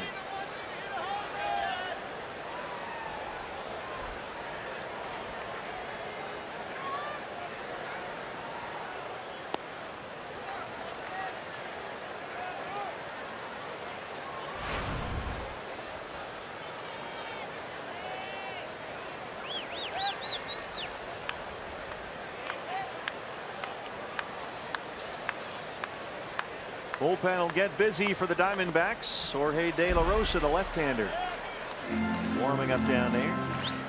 Yeah, we just came from Wrigley Field, where they took the bullpen mounds from the field and put them out underneath the bleachers, which led to some hilarity yesterday. But here at AT&T Park, the bullpen's right out there on the playing field, which is not fun for corner outfielders. Yeah, Torey Lovullo said he woke up in the hotel this morning, turned on the morning network news, and he saw all those lunkheads out there in the bullpen doing their routines, which was on every single network you can think of today all over America. It was quite a display they put on yesterday in Chicago. Well, Crawford. Plenty of time to kill. That's for sure. We all did. Whew. Game was supposed to start at 1:20. We finished up about 5 minutes of 8 after 3 rain delays. 90 pitches for Banda, 52 for strikes.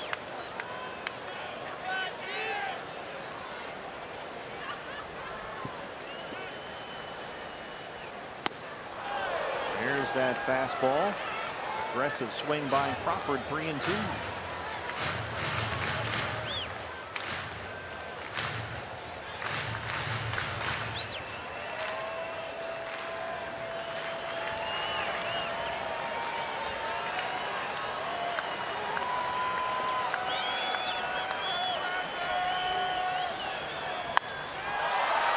In the air, pretty deep right center, but playable for Martinez. Anthony Banda is through 6 innings in San Francisco with 7 strikeouts and a 2-1 lead.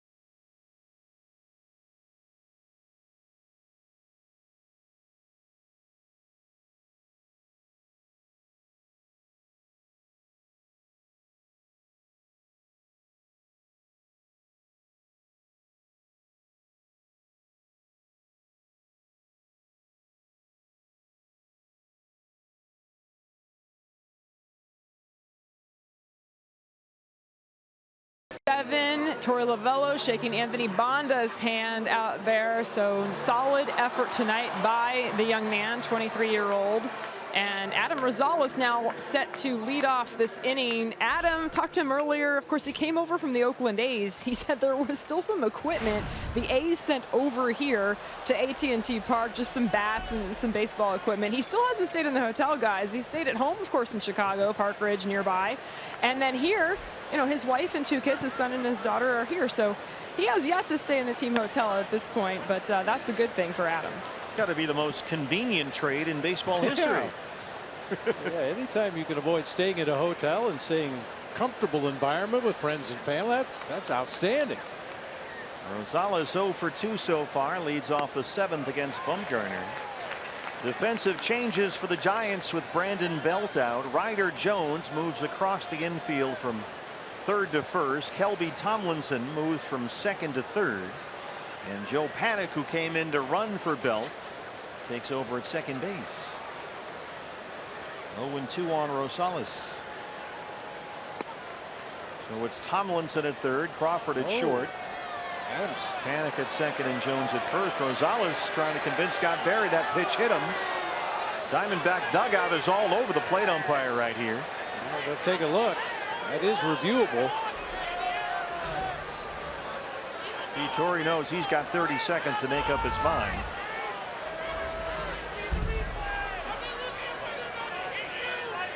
That was an Andy Fox special right there. What's an Andy Fox special? Andy Fox, when he was a member of the Diamondbacks, and pretty much throughout his entire major league career, had the ability to lean away from the ball but stick his knee out into the strike zone. It looked like Adam tried to get that left knee out there in front of that pitch. Rosales strikes out for the 2nd time tonight. 6 strikeouts for Bumgarner. Yeah, the A's clubhouse manager left 6 boxes worth of stuff behind in the clubhouse. They didn't even have to deliver it. The A's were playing here. So 6 boxes of Rosie stuff was they were waiting for him when he got here today. Pretty nice. I'm sure that made Roger Riley and his staff very happy. Hey, what's all this A's stuff? Jake Lamb 0 for 2.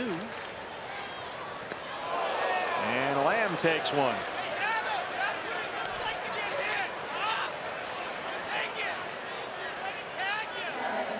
I would be a bit surprised if that was payback for the curveball that bounced off the helmet of Brandon Belt. Well, from everything I've been told, that was in the appropriate spot if you're going to do those types of things. Retaliatory. Now make it hurt. Drury 0 for 2. No pun intended. Tell you who's hurting right now. Jake's mom and dad, they're here. Flew down, I should say, from Seattle. Yeah, they want to see their baby boy swing the bat. Yeah, they don't want to get hit by a pitch. Jake's mom is always here wearing her Lamb 22 D-backs jersey. They're finally able to get some time off. Jake's younger brother is done with his summer baseball season. He's about to go to the University of Washington to play college ball where Jake played.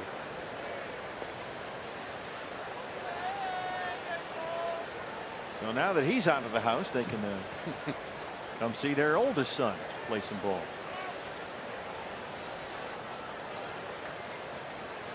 Well, any parent that has a son or daughter playing in any kind of traveling club sport, you know you're at the mercy of that schedule.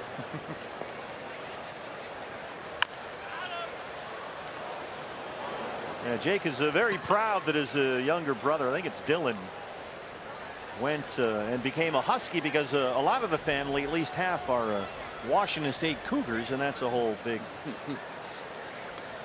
deal up there.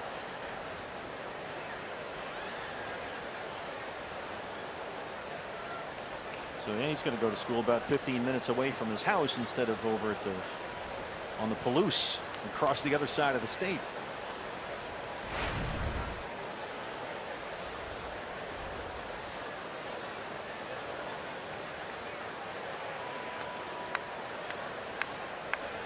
D-backs with only 5 hits. Goldie has 3 of them. And he's knocked in both runs, a triple in the 4th and a single in the 6th.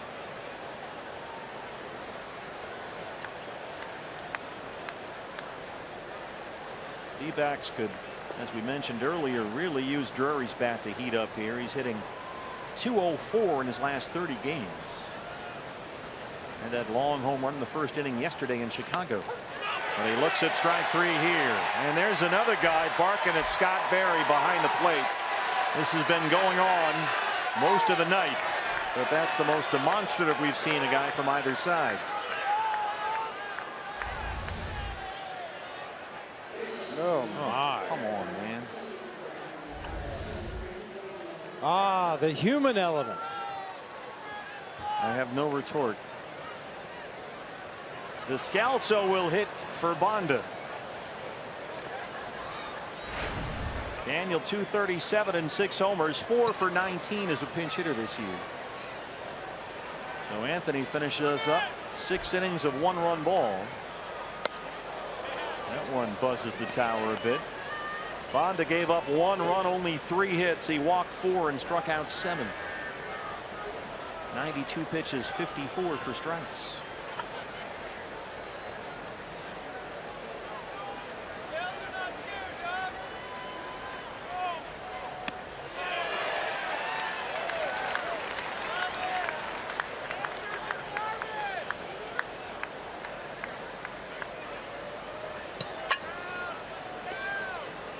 Torey Lovullo's been, in a sense, really down a right-hand bat on the bench all year long. That's why we've seen this a number of times. Left-handed pinch hitters up there against lefty pitchers. So he's been a little hamstrung in that regard all year long. Have to send some lefties up there to face good left-hand pitchers in big spots.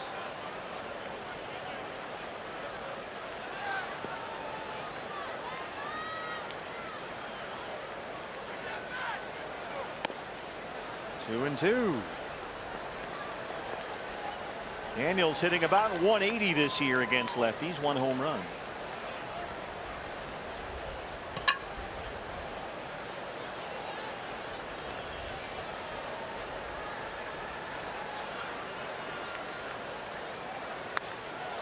That was right behind Dave McKay at first. And by the ball dude. Toby Petchner on the first base side. He's the son of Richie Petchner, who's the ball dude on the third base side. All in the family. Yeah. Very musical family. Toby down the first base line. Says his profession is a musician, and his father was a roadie for the Grateful Dead for 5 years. Dude. Yeah. 2 and 2. What a long, strange trip it's been. Getting stranger. Long run for Tomlinson, and it's in the Giant dugout. Now, we were in the clubhouse before the game today, and you were telling me about a photo that you once took with the Grateful Dead. Yeah.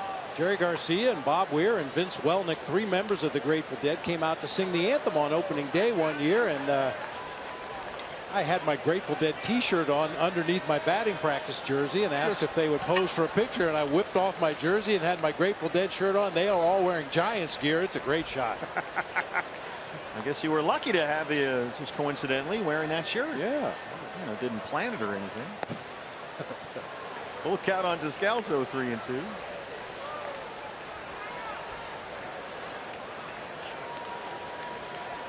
Well, we are 50 years removed from the Summer of Love here in San Francisco. Yes, indeed. Jones will play behind the runner, Lamb at first. 2 outs, 3 and 2 on Descalso. There goes Lamb, ball 4. Well, that's one of those grinding at bats by Daniel Descalso, taking the base on balls, rolling around to the top of the batting order here. For Peralta, who doubled and scored his last time up. That's the first walk issued by Bumgarner since he walked Peralta to lead off the ball game. Here comes Dave Righetti, longtime Giants pitching coach. Bullpen will start to get busy. George Contos is down there for the Giants.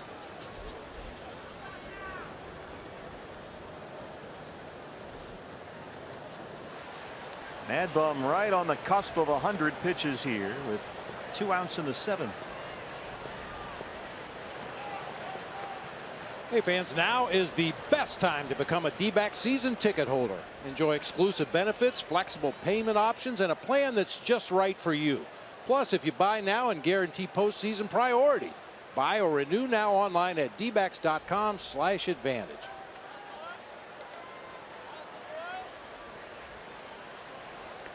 Two-one ball game in the seventh. 2 on, 2 out for Peralta. Double down the right field line his last time up. Came home on Goldie's RBI single. That run is the difference in the ball game right now.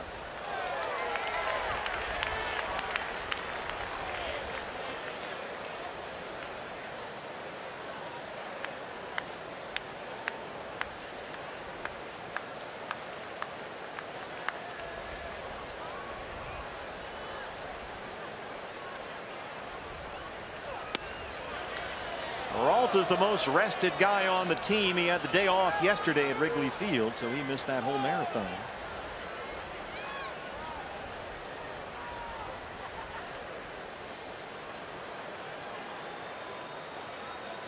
.100 pitches, 64 strikes for Mad Bum. 2-1.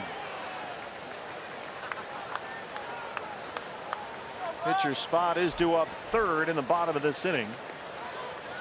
George Contos in no real hurry down there, warming up in the Giant bullpen.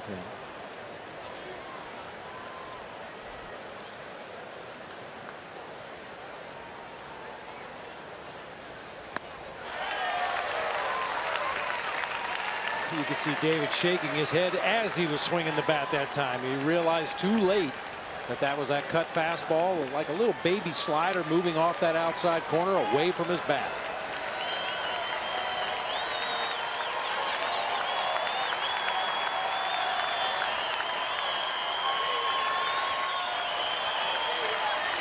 Two on, 2 outs, 2 balls, 2 strikes. Bumgarner wants to start over with Posey here.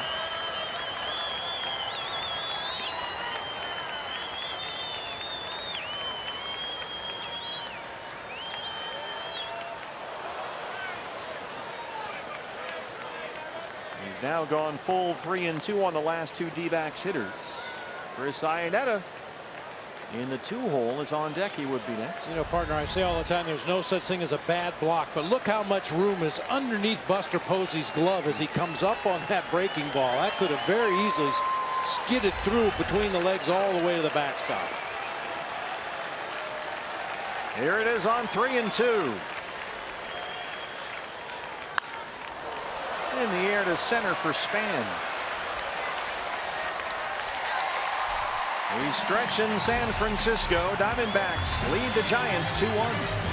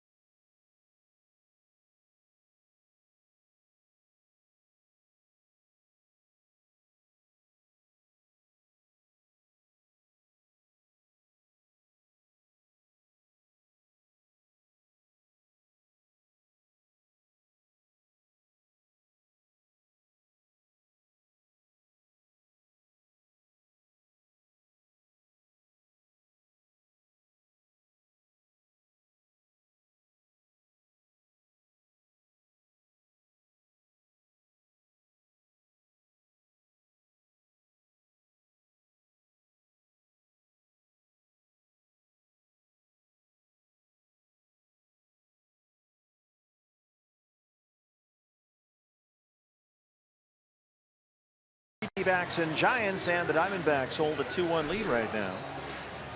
Lower third of the order due up for the Giants against your new pitcher for the Diamondbacks. It's the Ashline call to the bullpen going out to Jorge De La Rosa, who's been busy this week. He pitched Sunday at St. Louis, pitched twice in the Cubs series, including yesterday when he threw 12 pitches. So he's on to face Gorkys, Hernandez, Ryder, Jones in the pitcher spot, 7, 8, 9, and the Giants 7th. Hernandez 0 for 2 so far.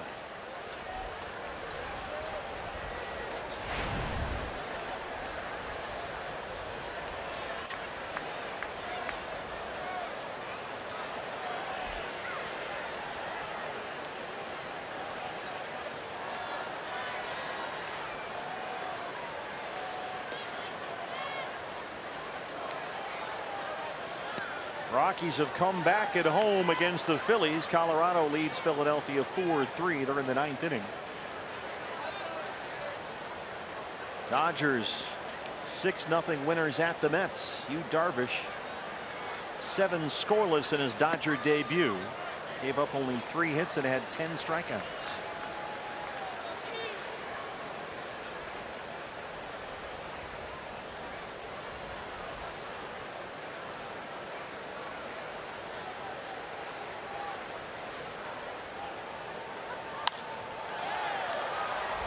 In the air, shallow right center. H.A. broke back, comes in, runs that down, 1 away. Here's the rookie Ryder Jones. Started at third base, moved over to first after Brandon Belt was hit in the helmet by an Anthony Banda curveball. Jones only 8 games into his big league career. He is 3 for 28 right now without an extra base hit.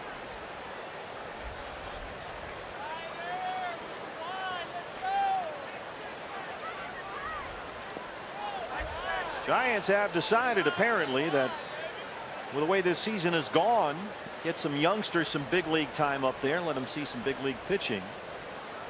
Aaron Hill, the former Diamondback, was released at the end of June.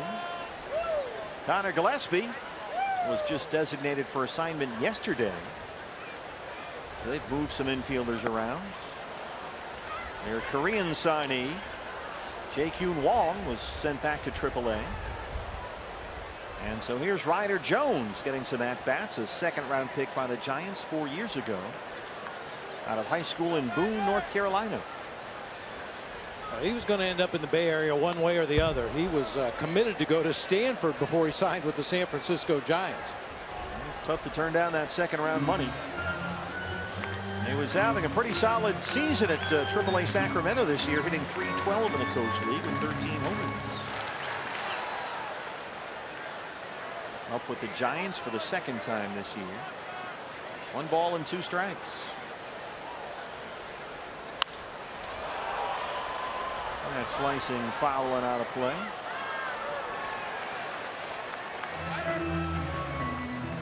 Another youngster, Miguel Gomez, is in the on-deck circle. He's getting ready to hit for Bumgarner. Gomez just 17 games into his big league career. Switch hitter.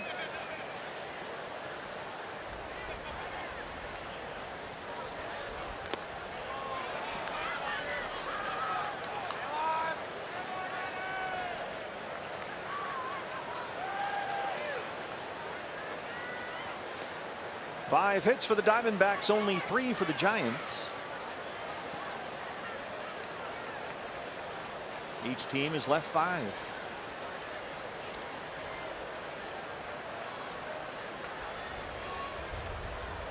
Got him.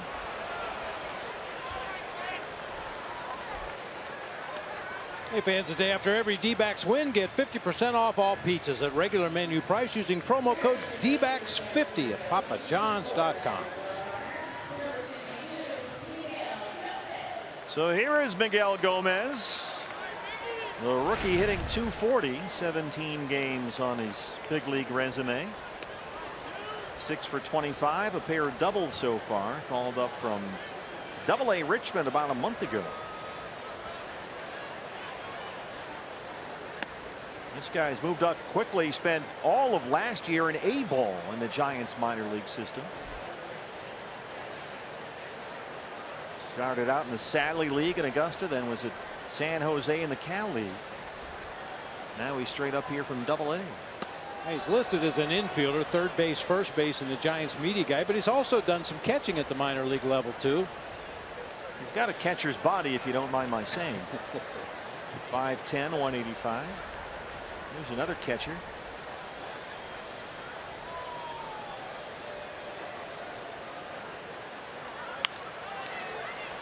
Just foul at third, 1-2. That's why that guy's there. Got to play defense when you got the bullpens on the field. That was Eli Whiteside, former catcher for the Giants back in the day. Now a bullpen catcher, eh? Yep. Yeah, that's you're very exposed out there when you're warming up pitchers in the bullpen on the field. You got your back turned to home plate. Obviously a very dangerous situation, so somebody's got to back them up. I don't think there's a lot of American League ballparks where Michael Brendan would have to stand on guard duty like that. You'd have to really think about that. Yeah, I don't think there are. Well, Tampa. Oh yeah, Oakland. good call. Tampa, Yeah. Oakland. Well, Oakland, there's like 10 miles of foul territory. 1-2. Jorge De La Rosa, 1-2-3 seventh with 2 strikeouts. Gets us to the 8th. Diamondbacks have a 2-1 lead.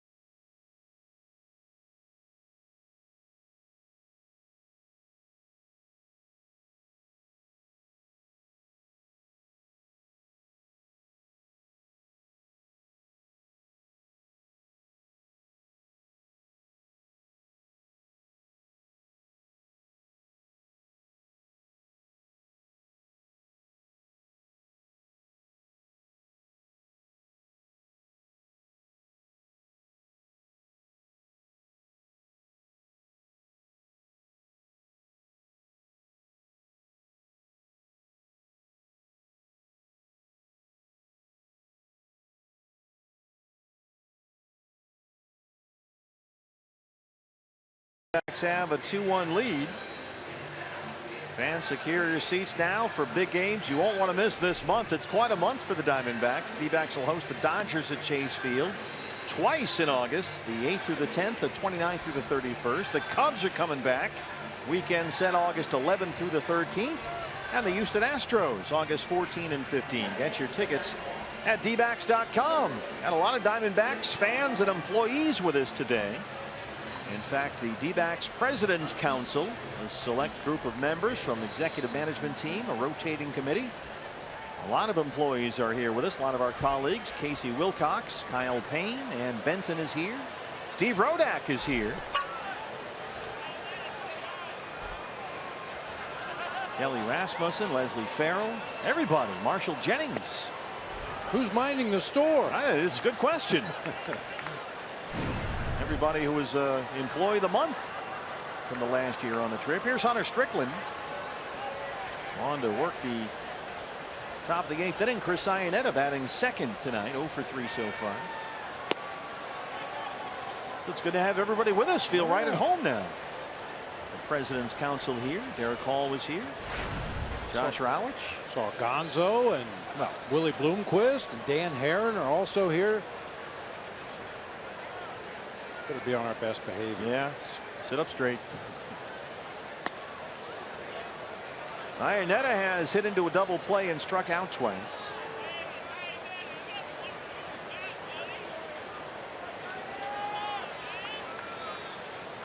Chris playing career game number 999 today.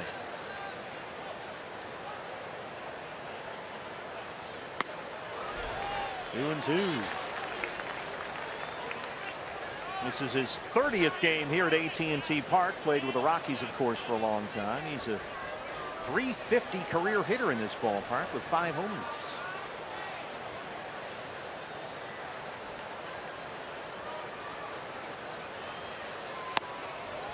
Oh, boy, it's tough when you take a pitch in like that. The way Scott Barry's strike zone has been today, that's a good take.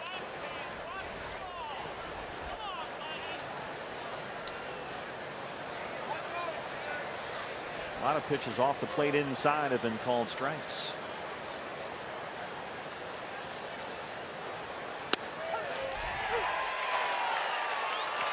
Strickland strikes out Iannetta. Third strikeout tonight for Chris. 1 down.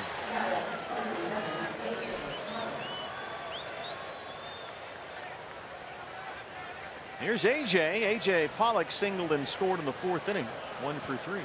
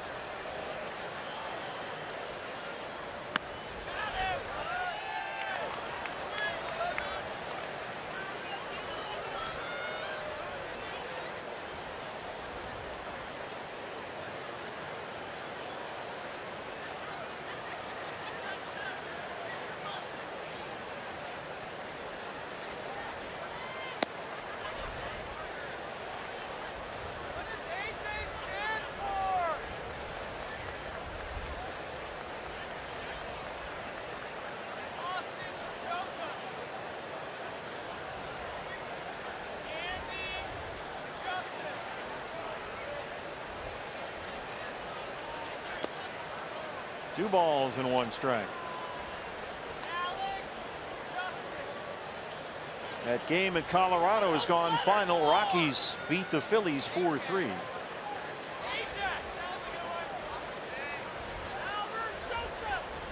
On the win in relief, Greg Holland is 34th save. Colorado got out hit 10-7 in that game. They got what turned out to be the winning run in the bottom of the 8th inning. DJ LeMahieu with a single. Arenado homered in that game. You want to make a bet where DJ LeMahieu's single went? I'm going to go with right center field. Right center. Correct answer. I don't even know. I'm guessing that's where it went. All strike 3. Strickland rings up his second Diamondback here in the 8th inning. 2 down.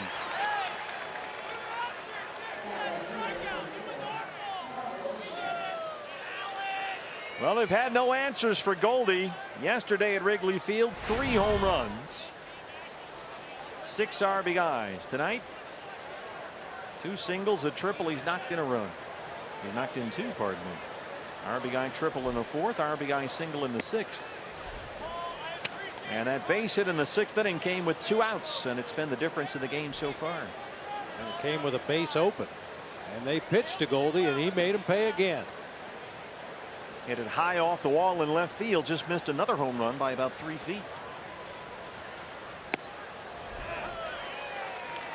I'm told by our highly reliable staff here that DJ LeMahieu, that big hit was a ground ball through the hole into right field.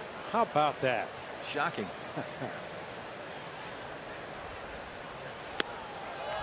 Goldie chased one there. It's 1-2.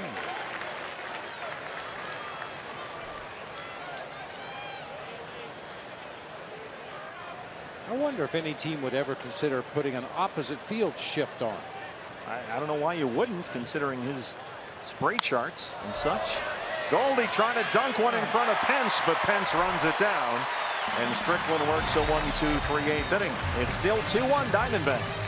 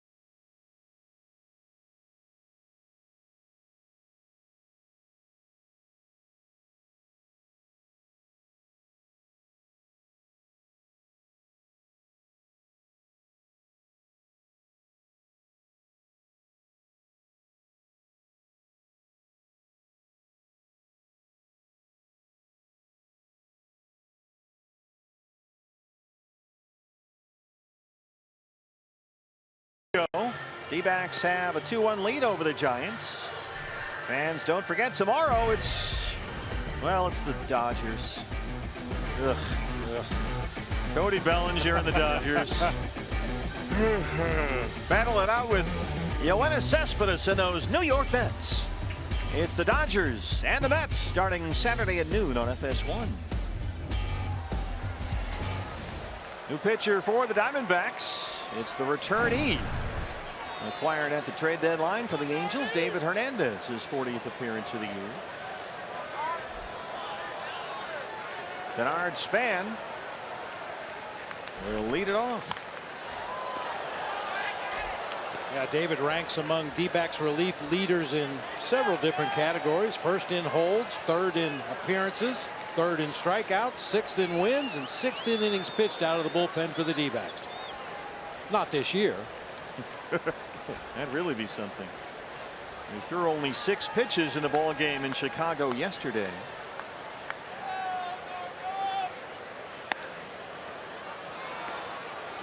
Came on in the 7th inning and struck out Ben Zobrist. Span has, Bob, walked, grounded out, struck out. I was just going to say, Ben Zobrist is not an easy guy to strike out. Oh. Sam Dyson, the right-hander, whose season really went off the rails early in Texas, is warming up in the Giant bullpen. Got their multi-million-dollar closer Mark Melanson on the DL right now.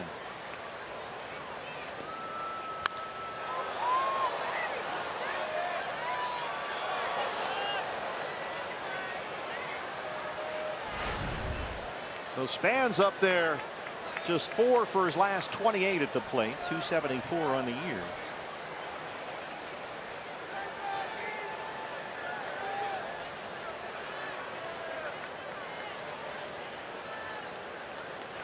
Giants still with only 3 hits.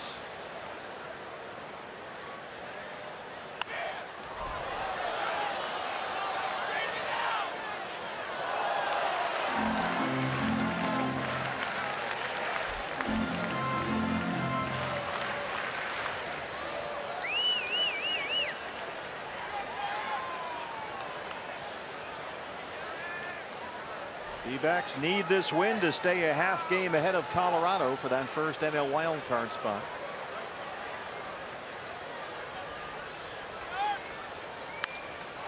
Goldie is right there, 1 away.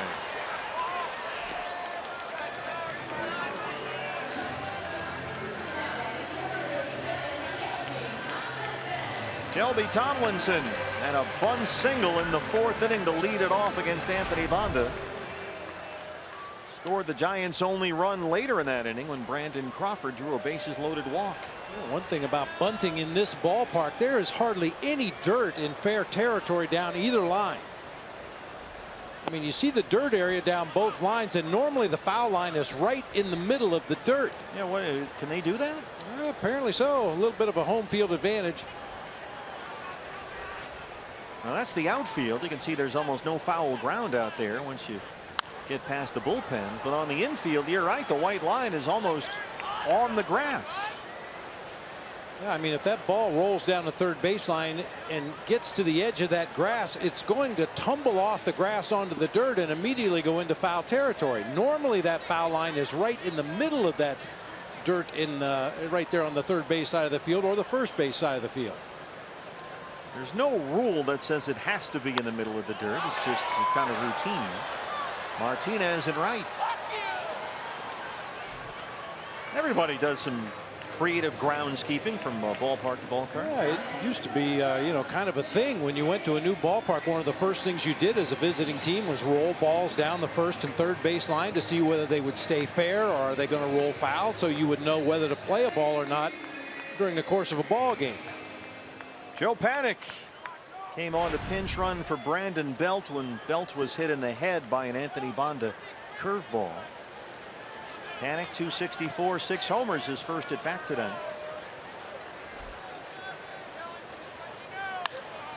Jumps on the first pitch he sees, hits it deep to center, but playable for Pollock.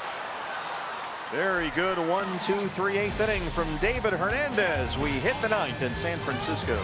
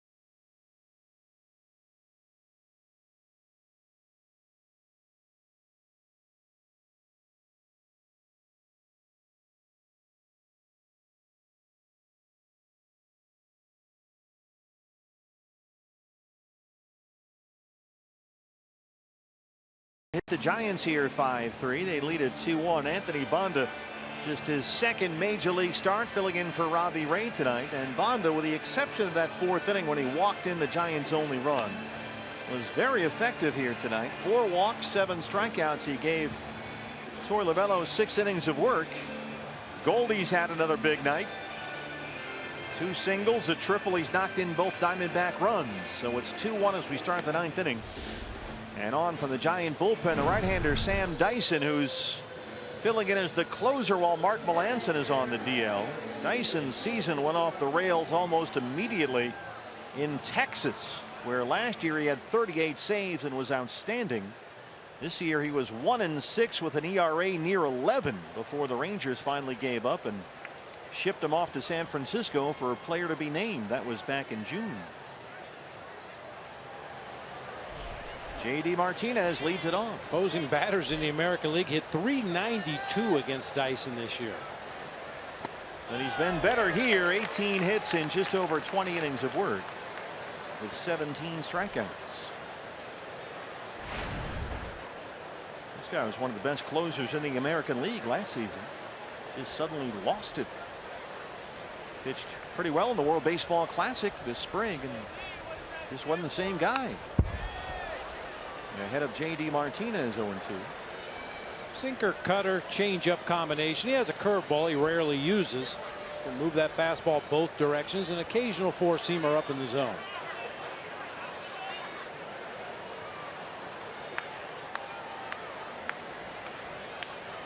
J.D. 12 games as a Diamondback, 6 homers and 14 RBIs. But he looks at strike 3. That's 3 called strikeouts looking out of the last 4 Diamondback hitters. Iannetta, Pollock, and now Martinez all rung up looking at strike 3. Adam Rosales has struck out twice tonight. He's 0 for 3.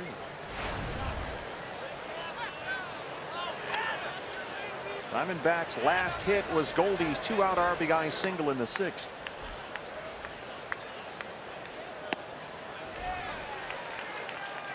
Fernando Rodney, who has saved ball games the last 2 nights and started warming up in the Diamondback bullpen. Rodney got save number 23 Wednesday when he got 3 outs on 9 pitches.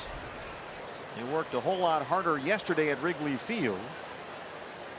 Got save number 24. He walked 2, struck out 2 in that appearance through 25 pitches. So he's worked a lot lately. 1-1 on Rosales.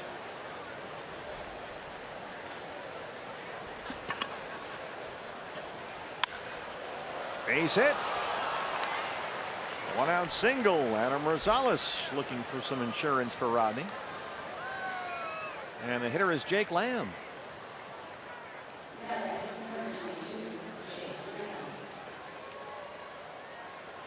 Jake 0 for 3.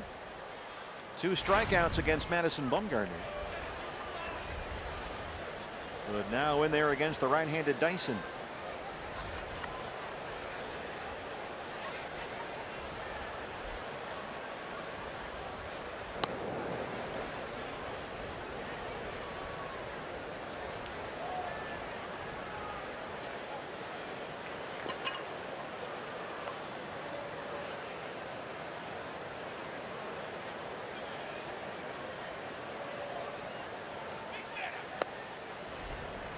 Jake Lamb has always hit well here at AT&T Park. A career .375 hitter in this ballpark. 13 extra base hits, including 3 homers.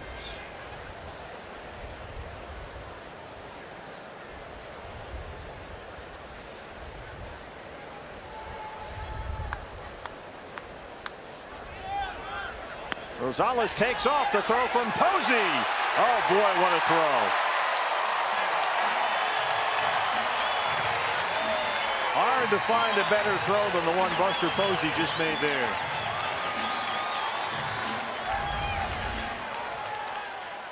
Yeah, not a great jump by Adam Rosales. I see him leaning into that head first slide, and Buster just puts the throw right where he is sliding. Man. Base is empty, 2 down, a 1-1 count on Lamb. Winds it away from the shift, but Tomlinson is there. Fernando Rodney coming in with a 2-1 lead, bottom 9 in San Francisco.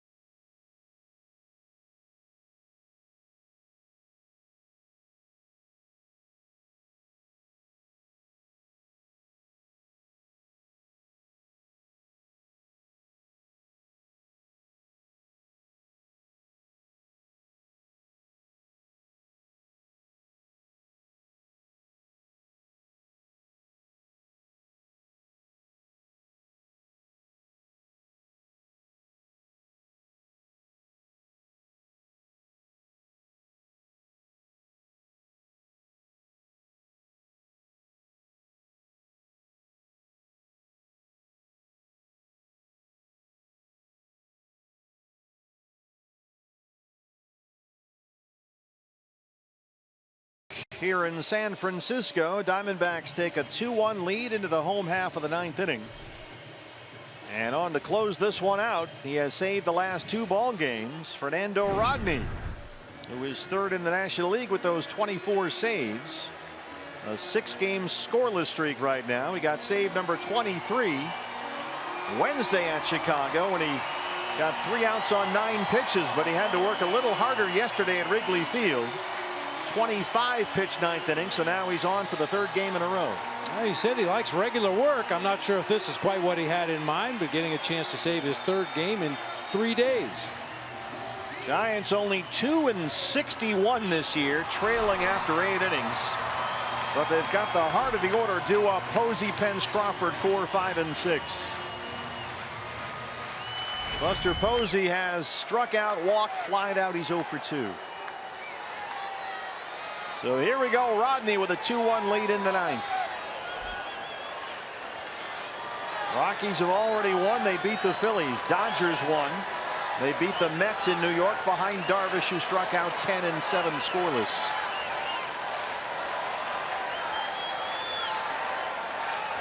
Swing and a miss. There's the Rodney fastball, and it's 0-1.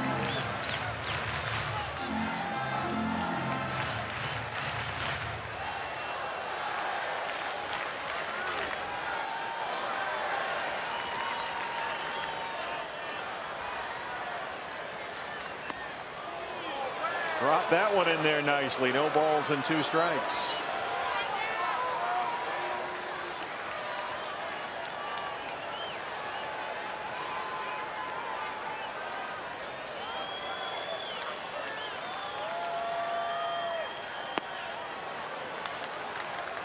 Doubled up on the split changeup, and it's 1-2. Posey last 11 games hitting .390. He leads the Giants in hits this year. Rolls one to second for Drury. 1 down. Always a big out in a 1-run ball game. Get that lead, man. Especially when it's Buster Posey. Well, Hunter Pence walks up to the Game of Thrones theme song.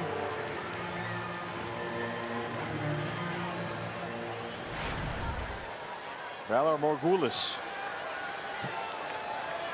Pence has walked, singled twice.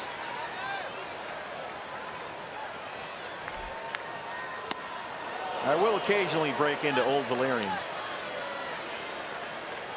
I don't even watch the show, but Hunter Pence looks like somebody that should be on Game of Thrones. Oh, he's a Game of Thrones wacko. Hunter Pence loves the show.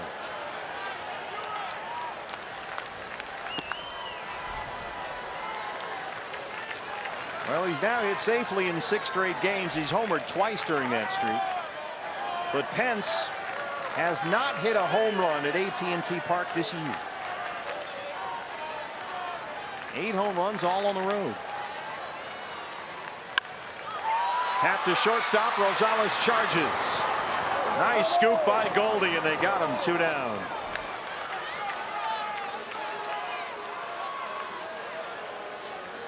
Brandon Crawford, last man standing.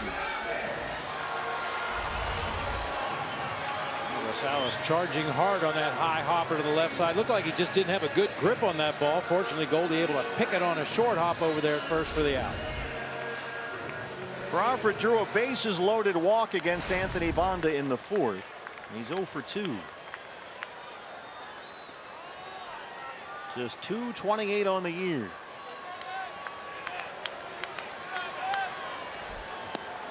Diamondbacks live post-game show follows our ball game. Keep it right here on Fox Sports Arizona. Cody Jackson will have reaction from the clubhouse. Diamondbacks looking for their 3rd straight win. Trying to stay a half game ahead of Colorado for the first wild card spot. Swing and a miss, and it's 1-1. There's that split changeup.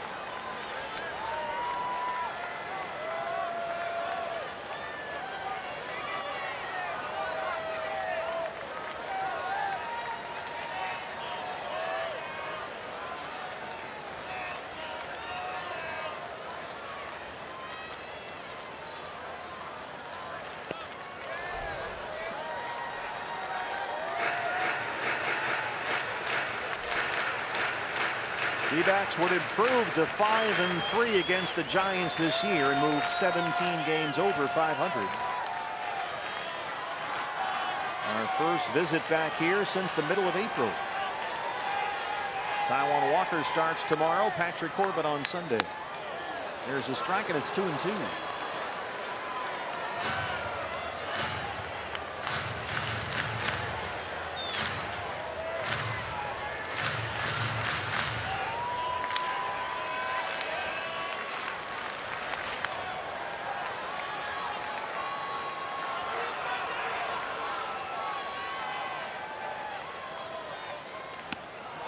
Game with a fastball, and there goes the arrow into the Pacific Ocean.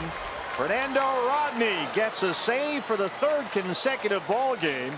Another big day for Goldie. He drove in both Diamondback runs. They win it 2-1 and improve to 5-3 on this 10-game road trip. Sometimes you win by double digits. Sometimes you have to win a one-run ball game. Nice job by the pitching staff, starting with Anthony Banda tonight. 6 strong innings. Jorge De La Rosa, David Hernandez, and Fernando Rodney to close it out. And Anthony Banda gets his first major league win. Rodney the save is 25th. Bumgarner drops to 1-5. Back with more right after this.